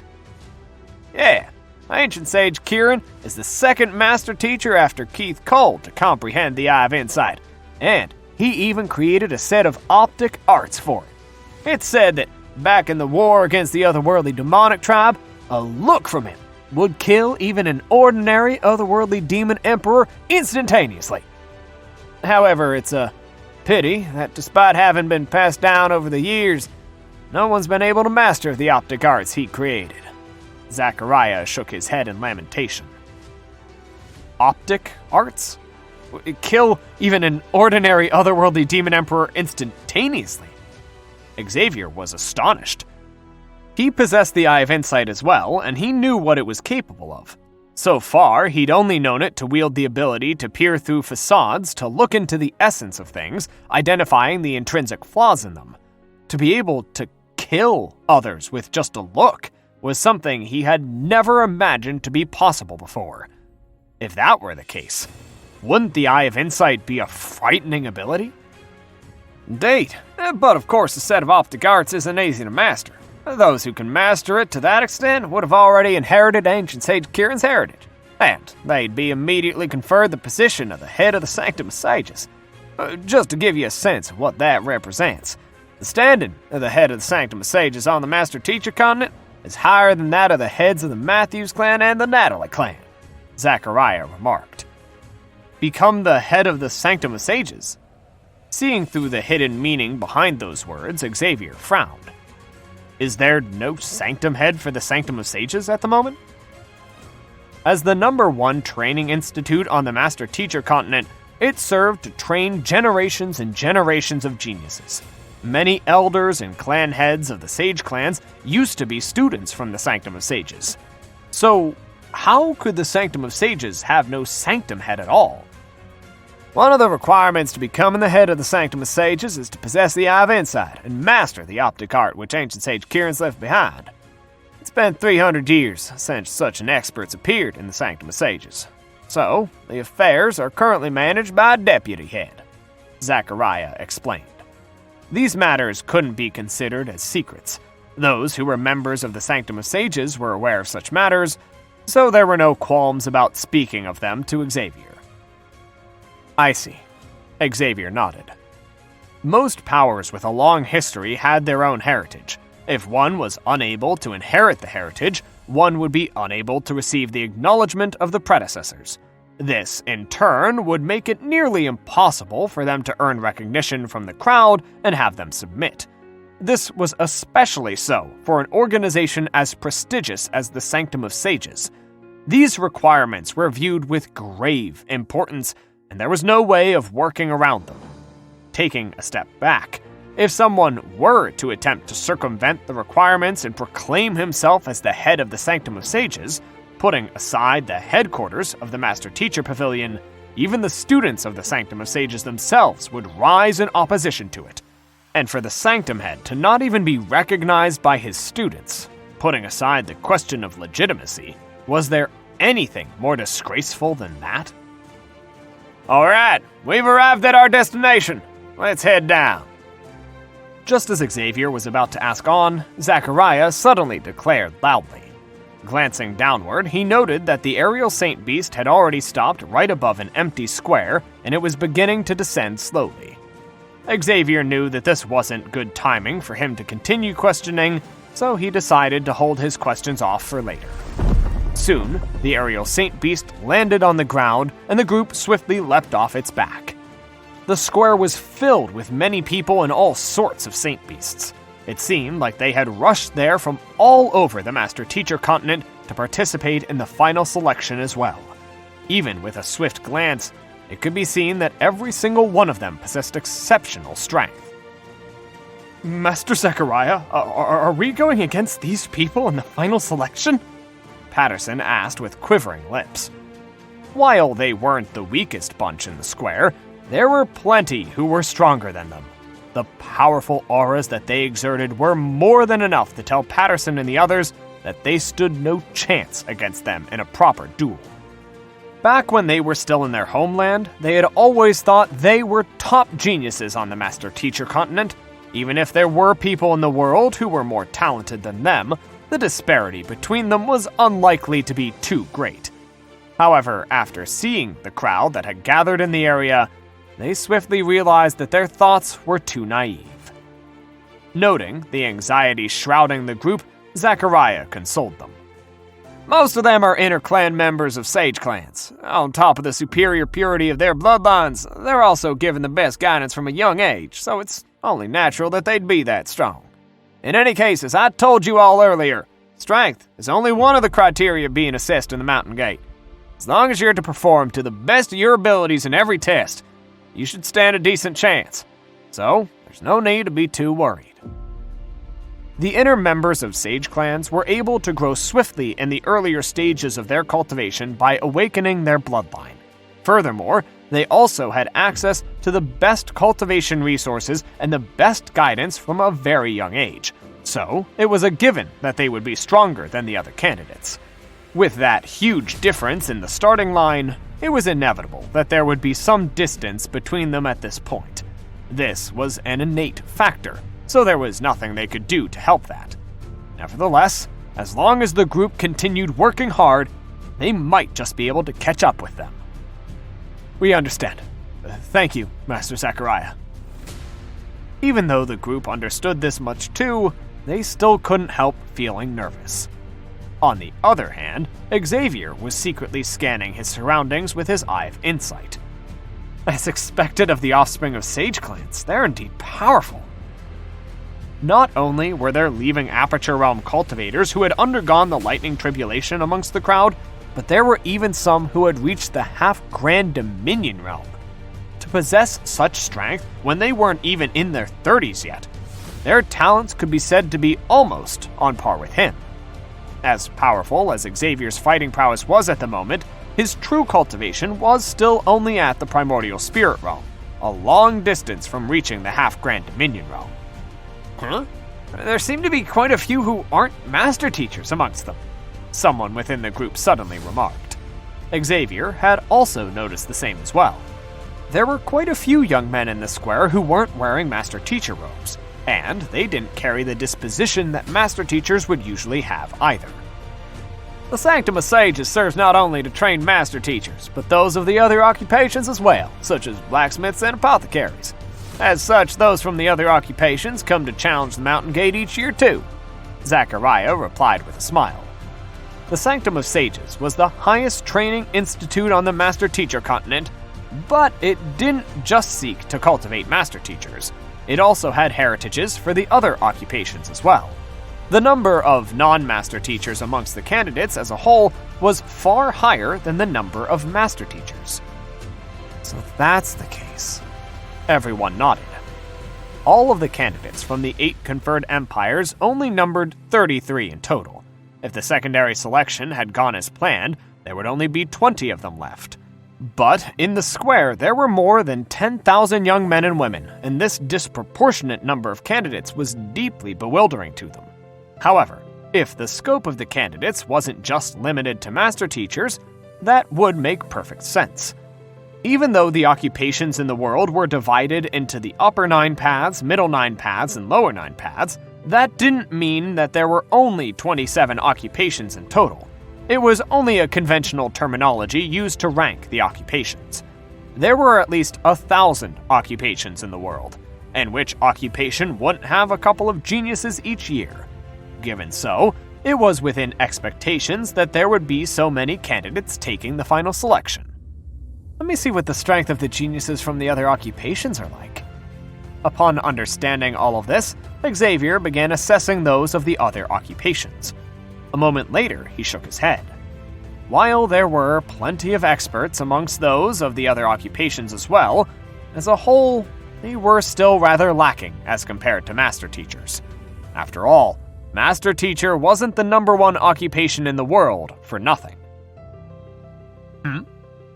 Just as Xavier was about to retract his gaze, he suddenly caught sight of a certain group which made his eyes light up in agitation. Are those people from the Glacier Plain Court? Standing nearby were a few young women. They were dressed in white robes identical to those of the Glacier Plain Court when he was at the Myriad Kingdom Alliance branch. Xavier hadn't received any news about Sarah since she left, and he'd been wanting to know how she was faring since then. Since he happened to meet the members of the Glacier Plain Court, it was a good opportunity to ask about her condition. Considering that they'd been selected to participate in the final selection of the Sanctum of Sages, the group over there would likely possess considerable standing in the Glacier Plain Court. Thus, there was a good chance that they were aware of how Sarah was doing. Master Zachariah, I'm heading over there to take a look, Xavier informed Zachariah before making his way over. Over there? Zachariah took a glance over and remarked, Those women over there are from the Glacier Plain Court. It'll be best not to get on their bad side. Oh? Xavier was surprised by the warning. Are the members of the Glacier Plain Court known to be unreasonable? Zachariah shook his head and replied, That's not it. Most of the members of the Glacier Plain Court are beautiful women, so their group tends to be extremely popular in the Sanctum of Sages. Most take pride in marrying one of their members, so there are plenty of people who attempt to chat them up daily. I fear that you might get snubbed if you approach them abruptly. The young man before him was very talented, and his eye of discernment was incredible as well. However, who would have thought that he was so lecherous? On their first meeting, the young man had already asked him about the details of the number 1 beauty of the Sanctum of Sages, the Natalie clan's princess. And now, as soon as he spotted the beautiful members of the Glacier Plain Court, he was drawn in and wanted to approach them. I just intend to ask them something. I'm not intending to chat them up. How could Xavier be unaware of what Zachariah was thinking after hearing those words and seeing the expression on his face? Xavier's face instantly became very serious. He'd always conducted himself honestly and righteously, rarely overstepping his boundaries unless truly necessary.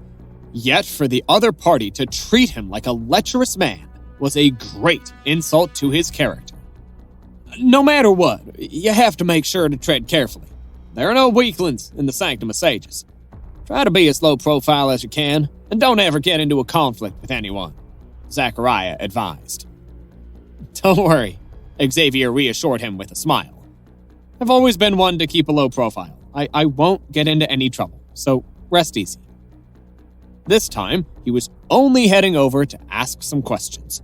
Surely nothing bad could happen from asking a few questions, right? That'd be for the best. I'm only your guide, so I won't be able to help you with anything that happens from here onward. So, allow me to give you a few words of advice. The Glacier Plane Court possesses great power and influence on the Master Teacher continent, and they used to be on par with the Matthews clan and Natalie clan in the past. Even though they might have declined in recent years due to the absence of a court chief, their prowess is still not to be underestimated. Zachariah warned him with a stern frown. He was only in charge of selecting the candidates and taking them to the Sanctum of Sages. Anything beyond that was out of his jurisdiction, and it was not his place to interfere. Nevertheless, they had still spent some time together, and he had a rather favorable impression of Xavier. So he still hoped that the latter wouldn't get into trouble in the Sanctum of Sages. Especially not with a power as strong as the Glacier Plane Court. Knowing that the other party was saying those words out of goodwill, Xavier clasped his fist and replied, I understand. Zachariah nodded. After which, Xavier made his way over to the members of the Glacier Plane Court and asked with a smile, May I ask if you're all from the Glacier Plane Court? We are. The young women turned around and responded, but their faces were devoid of any emotion. Complete indifference, as if trying to distance themselves from the young man before them. As those of the Glacier Plane Court cultivated feminine attribute cultivation techniques, their personalities tended to be a little cold. I'm a cultivator from the Cintran Empire, and I hope to inquire about a certain matter, Xavier said earnestly. Don't you think that your pickup line is a little too old-fashioned? One of the young women sneered coldly, the disdain in her eyes clear for all to see. The Glacier Plane Court was one of the top powers in the Master Teacher continent, and they were ravishing beauties possessing exceptional talent. As a result, many tried to chat with them every single day, and over time they had seen all kinds of means that others would use. The one the young man before them was using, trying to inquire about a certain matter, it had been many years since anyone had tried using that on them. It was a pickup line that had expired a very long time ago. A complete lack of creativity, 0 marks for effort. Seeing that he had been misunderstood, Xavier shook his head with a bitter smile as he quickly explained, You're misunderstanding my intentions. I have an acquaintance who entered the Glacier Plane Court recently, and I haven't been able to gather any news on her. I happened to spot your group here, so I was wondering if I could perhaps inquire about her affairs from you. An acquaintance? You aren't going to say that your acquaintance is one of us, are you? The disdain on the young woman's face deepened. She had heard so many of such pickup lines that she could recite most of them from memory. In the short time that they had spent in the square so far, there had already been 5 groups of men who had approached them, wanting to get close to them. Young miss, you look familiar. I think we might have met in our previous life. Aren't you tired? Because you've been running through my mind all day long. She had simply heard too many of such pickup lines. Any more of them could very well cause her ears to grow warts. Of course not. The person I wish to ask about is a young lass called Sarah. She should have been brought into the Glacier Plane Court by one of your elders who goes by the name of Lucy, Xavier said. The young woman menacingly narrowed her eyes as she snapped furiously. Audacious! Is the name of our young court chief something you're worthy of uttering? Young court chief? Xavier frowned. Stop putting on an act! An imposing aura burst forth from the young woman as she glared at Xavier threateningly, as if daring him to continue spouting nonsense. Leave right now, and I can let this matter slide. Otherwise, Don't blame me for getting nasty. As soon as she released her strength, her cultivation immediately showed. Despite her young age, the young woman was actually at the Leaving Aperture Realm pinnacle. Even among the impressive geniuses that had gathered there, she could be considered an expert. Calm down, I just want to ask you. Shaking his head, Xavier continued to explain the matter, but the young woman seemed to have reached the limit of her patience. She raised her hand and struck out at Xavier. Her palm was imbued with a frosty energy that induced a spine-chilling sensation, as if threatening to freeze everything in the surroundings. Xavier didn't think that his serious question would end up provoking the other party into making a move against him. Sighing helplessly, he raised his finger in preparation to counterattack, but before he could do so, a figure suddenly appeared before him and the energy built up abruptly dissipated. Zachariah stepped forward. Hi, I'm a guide from the Sanctum of Sages, Zachariah. This young man over here is a candidate under me, and if he has offended you in any way, I ask you for your pardon. It was just a moment ago that the young man had promised him that he wouldn't get himself into trouble, but he ended up provoking the other party into making a move after just a few words. Unable to watch on any longer, he had ended up charging in to mediate in the fight. Since Master Zachariah has spoken on his behalf, I'll overlook this matter, this once. Seeing that a guide had stepped in to mediate the matter, the young woman glanced at Xavier coldly before flinging her sleeves and turning away. Thank you. Heaving a sigh of relief, Zachariah turned to Xavier with a frown and said, Let's return. I have something I'd like to ask her. All Xavier wanted to know was whether Sarah was faring well or not. But not only was the young woman unwilling to say anything, but she even tried to make a move on him. Was there something wrong with her? You said that you wouldn't provoke them, but as soon as you spoke, you called their young court chief a young lass. Aren't you taunting them? Zachariah berated with a deep frown. Xavier was taken aback. Sarah was his student, so there was no problem with him calling her young lass.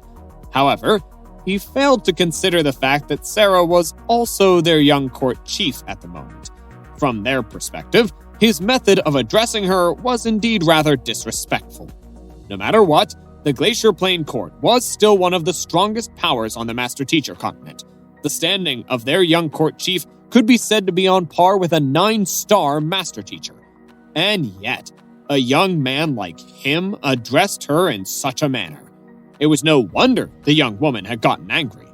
In a sense, this was like directly addressing an emperor by his name and even calling him a young lad. All right, let's go back. I've heard of the affairs of the Glacier Plain Court's young court chief too. She possesses the pure feminine body, and the Glacier Plain Court only brought her back several months ago.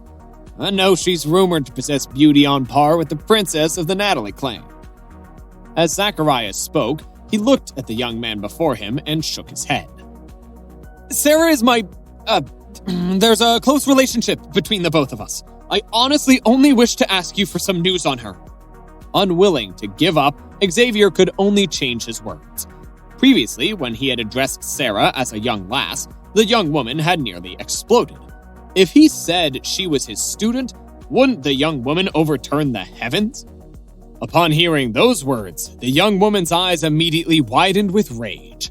Unable to hold her burning fury in anymore, she stepped forward and bellowed furiously. Close relationship between the both of you? What kind of nonsense are you spouting? The young court chief of our Glacier Plain Court is sacred and virtuous. How dare you insult her in such a manner? Master Zachariah? Pardon me, but I'll have to ask you to step away. No matter what, I will teach this insolent fellow to watch his mouth. Zachariah was frenzied. Previously, that fellow claimed that he was acquainted with the Natalie clan's princess, and now he claimed that there was a close relationship between him and the young court chief of the Glacier Plain Court. What nerve! There must be some kind of misunderstanding. As crazed as Zachariah felt, he still tried to maintain a composed exterior as he attempted to mediate the conflict. From his point of view, given Xavier's capabilities, he would clear the final selection without a problem. It would be a huge pity if he were injured just before the final selection. The young woman harumphed. There's no misunderstanding over here. While our Glacier Plain court has been lying low in recent years, that's not to say that we will tolerate others defaming us in such a manner. How can I simply watch as that bastard insults our young court chief like this?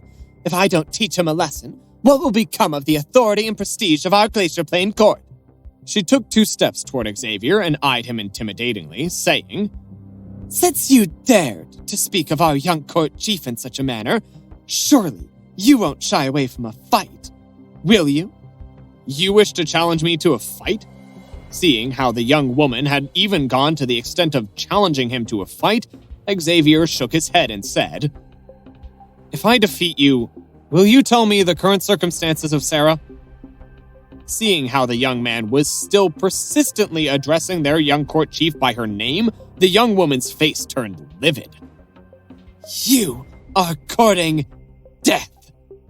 But before the young woman could make a move, a leisurely voice suddenly sounded in the air.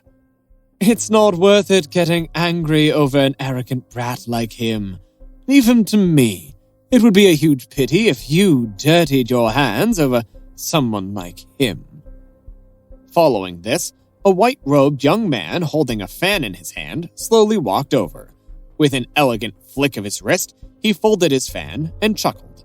There was a refined air shrouding him, making him appear gentlemanly. The Matthews clan Walker Matthews greets the fairies of the Glacier Plain Court. It is a delight to meet you all.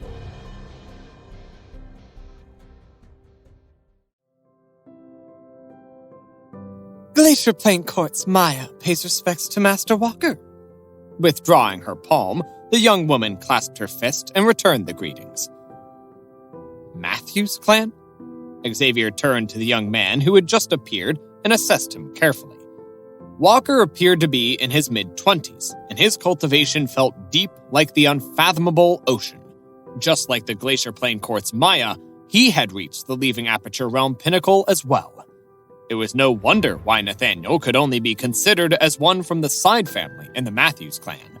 Even after receiving his guidance, Nathaniel still paled far in comparison to Walker. So, you're Fairy Maya. I've long heard rumors of your affairs. A palm to subdue 7 swords, a breath to freeze 3,000 miles. The 7 bandits of Dalton City have been wreaking havoc all around, and if not for your help, they might have brought forth a huge catastrophe. Walker chuckled courteously. Master Walker, you're flattering me. Maya's eyebrows shot up, but her tone remained nonchalant, showing no particular emotion to Walker's words. To enter the Sanctum of Sages and resolve the trauma in her cultivation, she had worked herself down to her bones, spending most of her time cultivating. As a result, the only notable affair concerning her was about how she had single-handedly brought down the vicious 7 bandits of Dalton City, thus saving many lives from dying in their hands. It wasn't a particularly huge affair, but the fact that Walker was aware of it showed that he'd been keeping a lookout for her affairs. I've always been in awe of Fairy Maya's strength and talents. Walker complimented her once more. I heard the conversation between the 2 of you, and that young man over there has been disrespectful to you, that I couldn't even stand watching it anymore. Why don't I teach him a lesson in your stead, so that you don't have to dirty your hands for someone like him? I'll be leaving the matter to you then, Master Walker. Maya could tell that Walker was intentionally fawning over her, and after a moment of pause, she eventually nodded. It'll do to just teach him a lesson. There's no need to go too far. It wasn't like there was some kind of irreconcilable grudge between them, so there was no need to blow things out of proportion. She was only unhappy at how the young man had addressed the name of their young court chief so casually, and it would suffice just to teach the young man a lesson so that he would never dare do it again. Fairy Maya sure is kind. Don't worry, I won't go too far. Walker opened the foldable fan in his hand, and he turned his gaze toward Xavier. The smile on his face vanished, replaced with frostiness in his eyes. With a disposition that suggested he had everything in his grasp, he said, I'll give you two options. You can choose to apologize and compensate for the mistake you made. I won't ask for too much. Just 2 Saint Intermediate tier artifacts will do. Otherwise, I'll make a move and force you to apologize and compensate. Once that happens, don't expect to be able to get off with just compensating 2 Saint Intermediate tier artifacts. Apologize? Compensate? Xavier nearly burst into laughter. He couldn't be bothered with that self-assuming fellow, so he turned his gaze back to Maya and said, I didn't know that she's become your young court chief, so if there's anything that I have said that has offended you, allow me to apologize to you right here. I was acquainted with your young court chief a while back, so I would just like to know how she's faring in the Glacier Plain Court.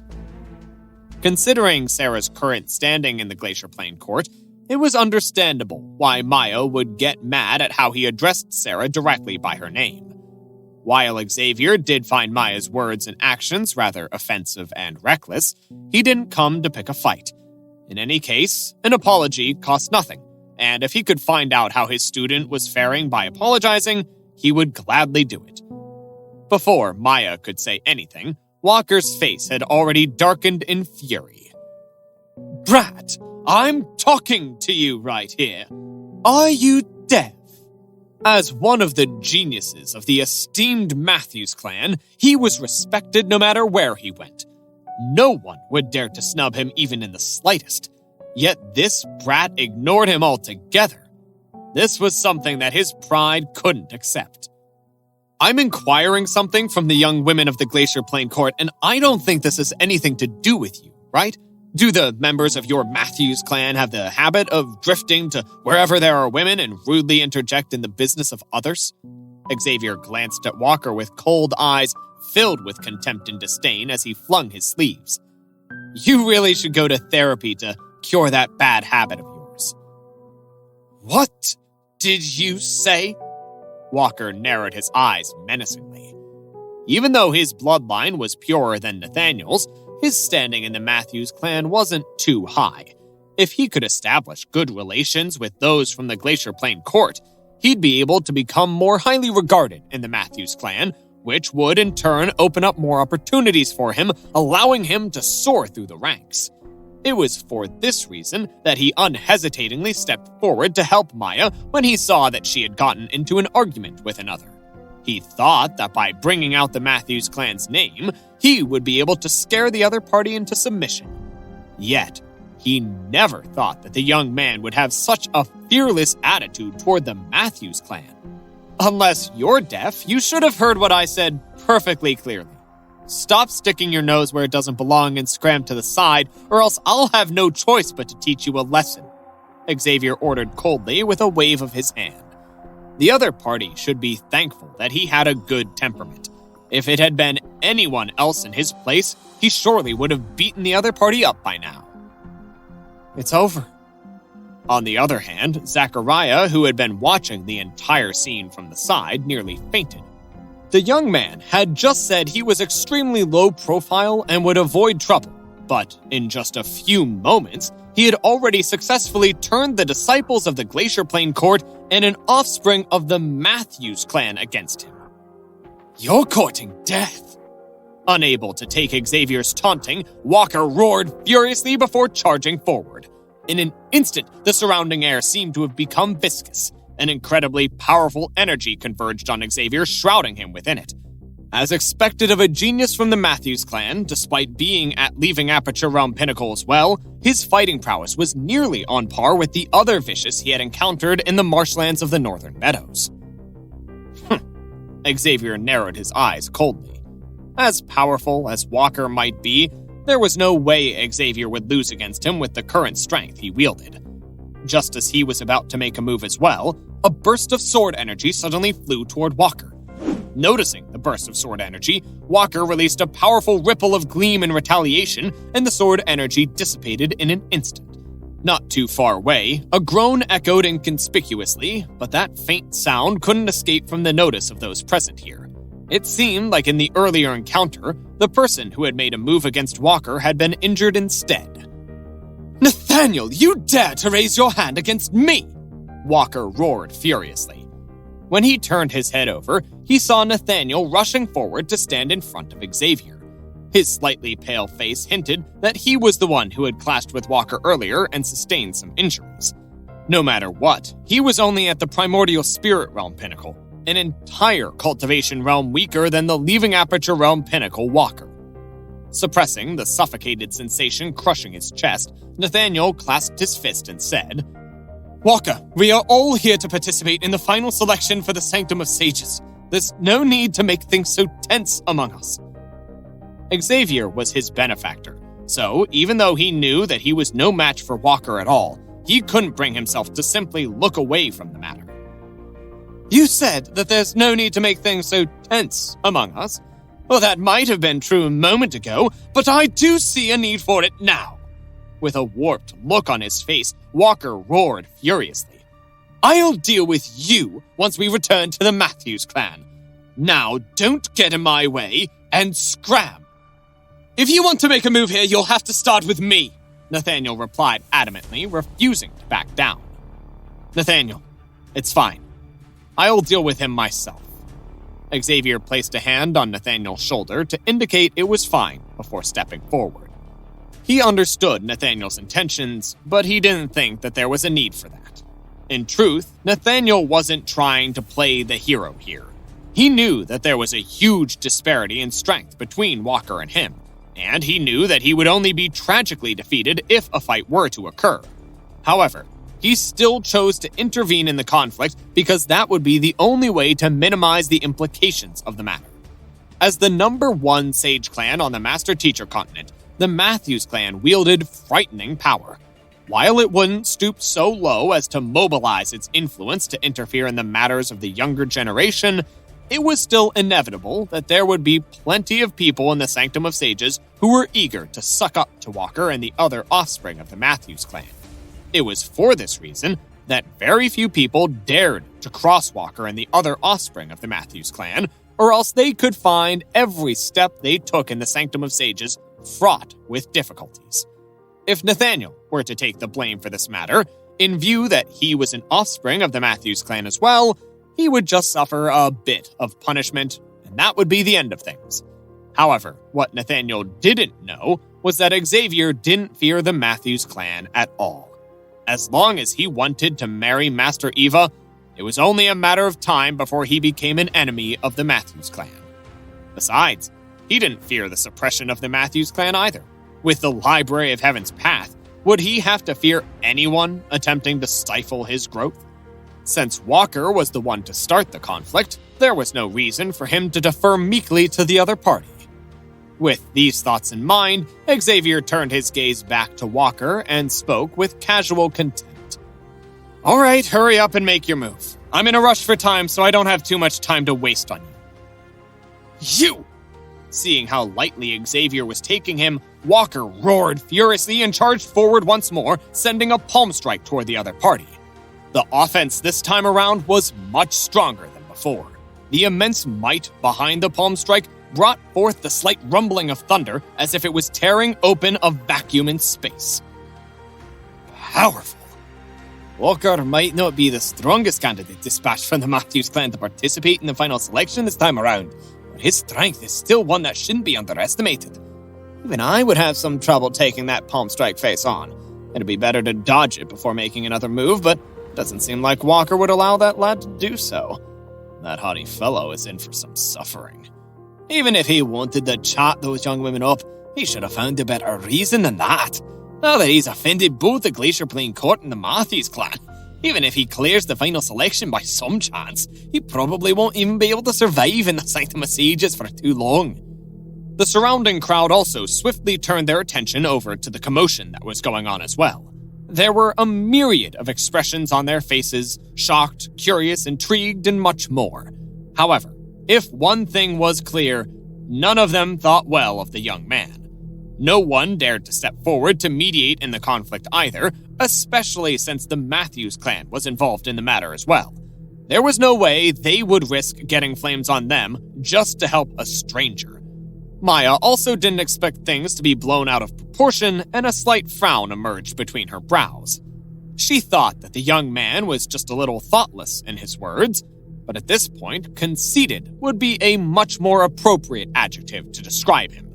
She had long heard of Walker's name, even before arriving in the Sanctum of Sages.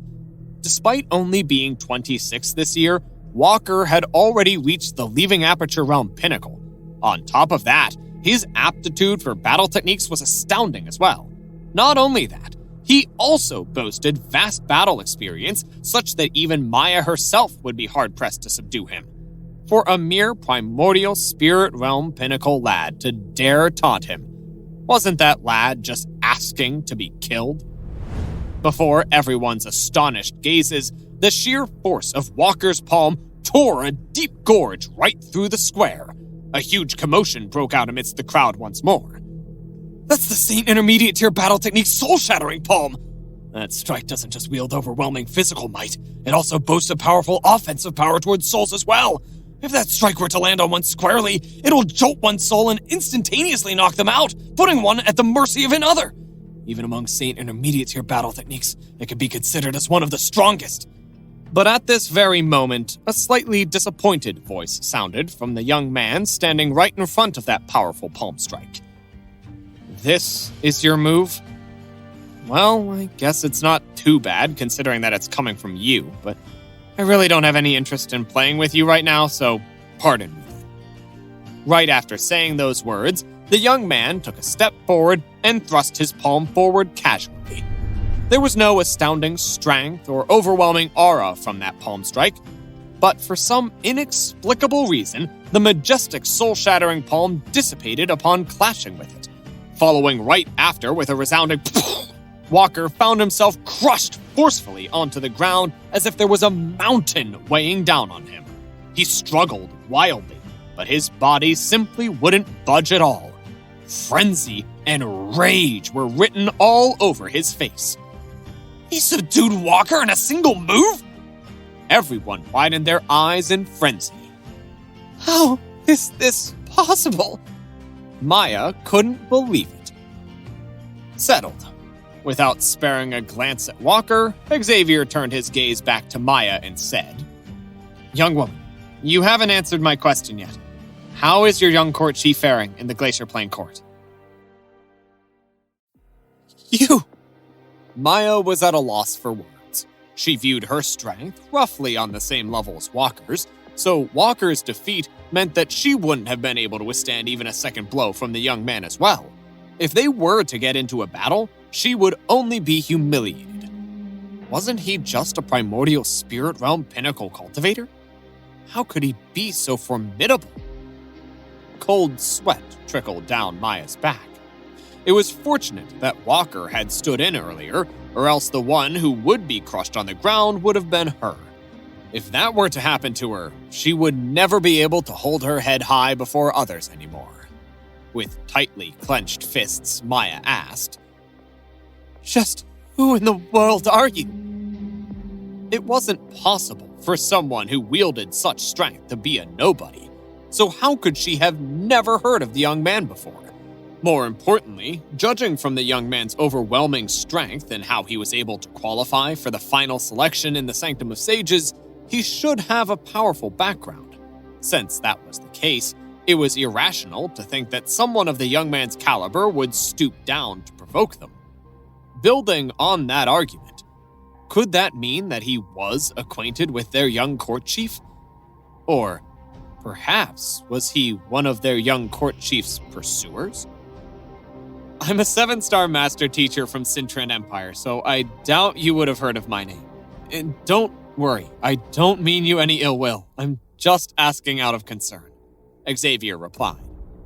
As famous as Xavier might be in the Cintran Empire and Imleal Empire, it was unlikely that his reputation would travel so far for even those of the Sanctum of Sages to have heard of him. Cintran Empire? Maya pondered for a moment before shaking her head.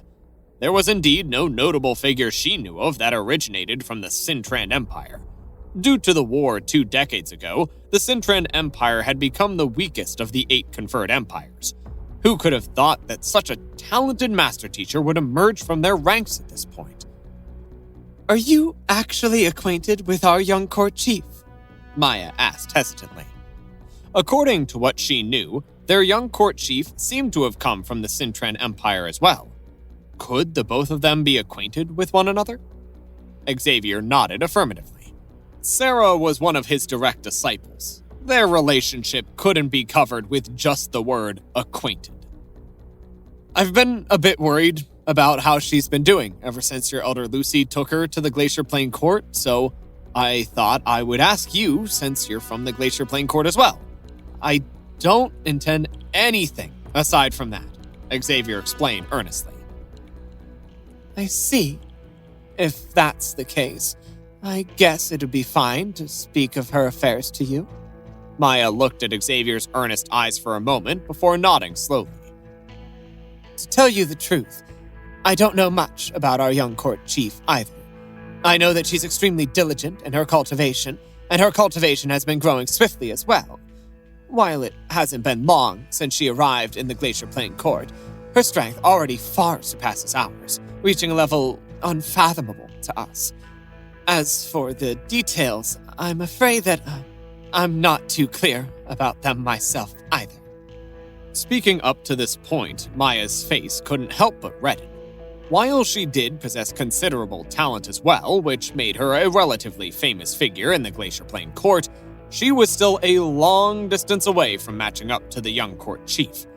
As the young court chief had devoted all of her time to her cultivation, she hadn't been able to find an opportunity to interact with the other party over the past half-year since her arrival. In fact, if not for the couple of times she had seen the young court chief from afar, she would have doubted if there truly was such a figure in their Glacier Plain Court at all. As a result of that, she knew next to nothing about the other party.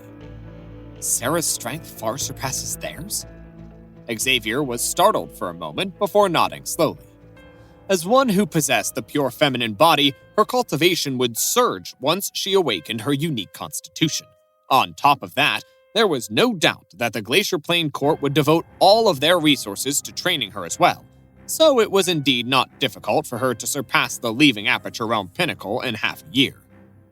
It seems like I have to work harder, Xavier thought with a bitter smile. It would be embarrassing if he turned out to be the weakest among his students the next time they met.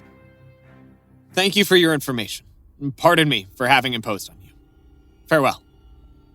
Seeing that Maya didn't know much about Sarah, Xavier decided to take his leave.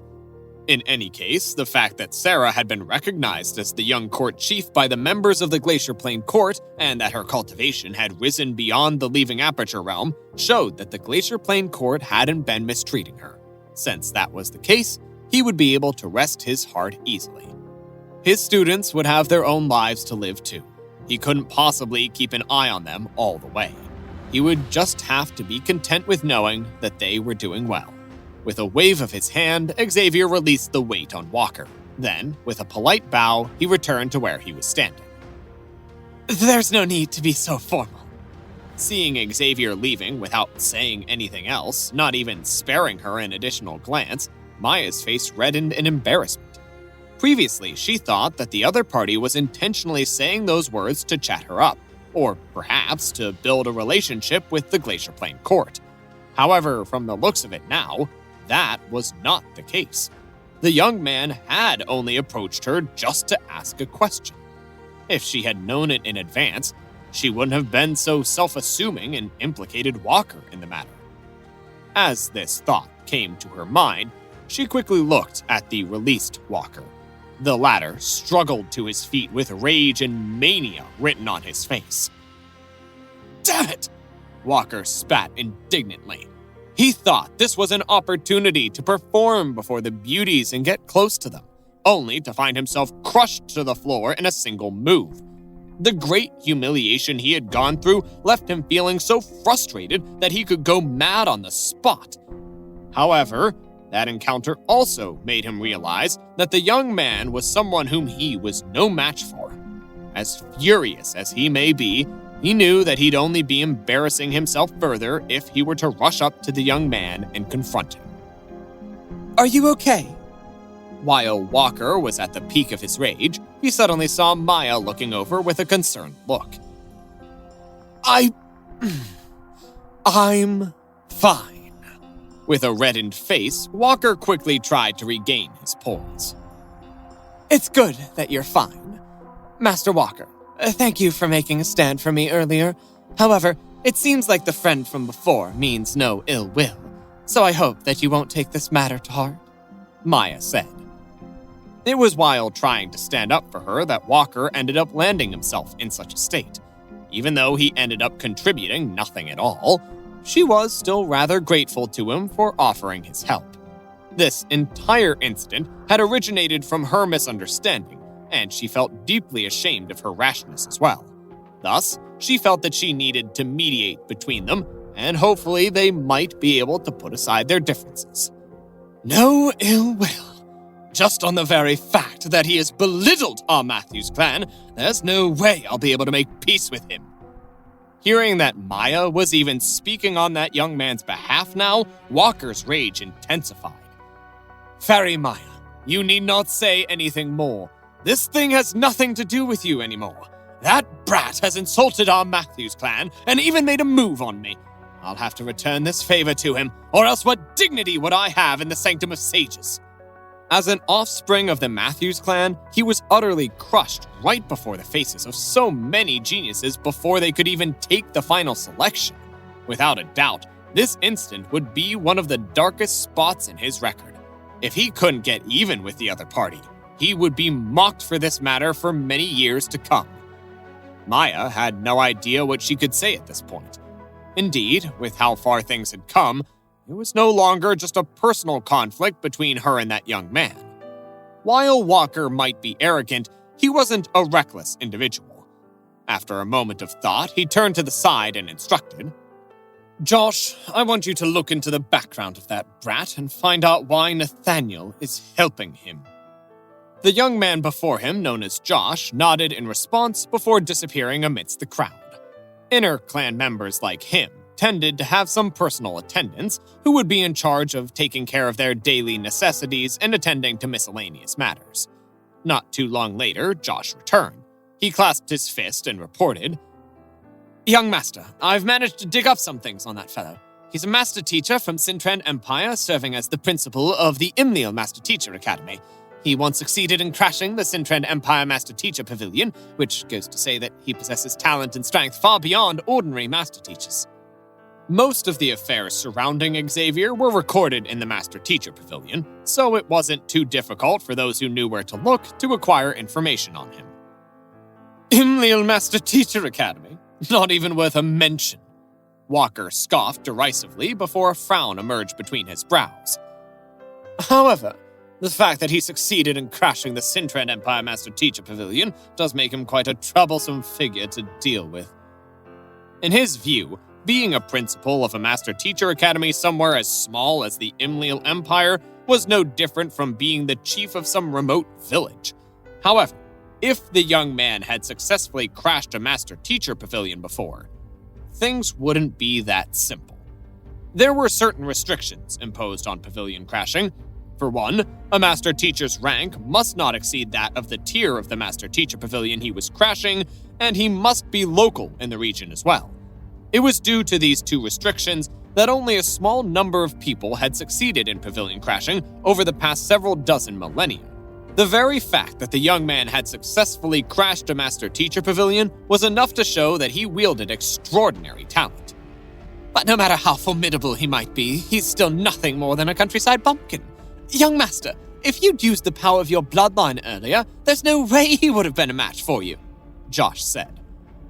What made Sage clans extremely frightening wasn't their talent, but their bloodline. Indeed, it won't be too difficult for me to defeat him if I were to tap into my bloodline. However, using that ability will drain me greatly, and I won't be able to recover in the short run either. Given that the final selection is coming up, I can't afford to deplete myself at this point. Walker shook his head. It was not that he didn't want to use the power of his bloodline, but he dared not to.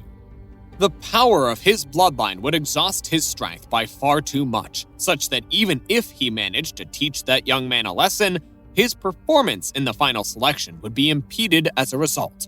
If so, he would be severely punished when he returned to the Matthews clan.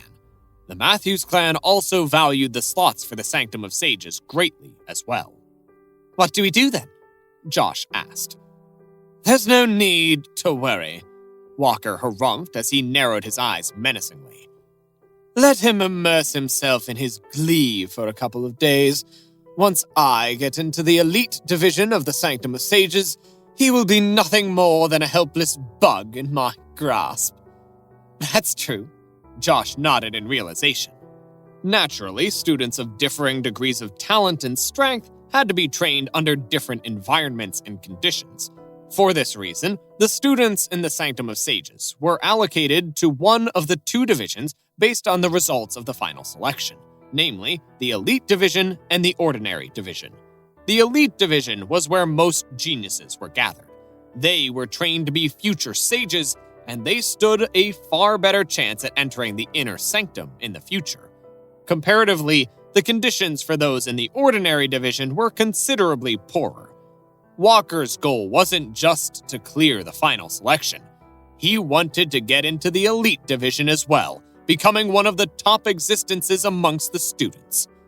With the greater degree of authority I would wield as a member of the Elite Division, I'll be able to make his life in the Sanctum of Sages a living hell. After I have my fun with him, I shall have him expelled from the Sanctum of Sages to carve it deep in his mind that the Matthews clan isn't an existence whom he can afford. Walker sneered as his eyes turned completely cold. At this moment, he suddenly recalled something and said, Right, what's that fellow called?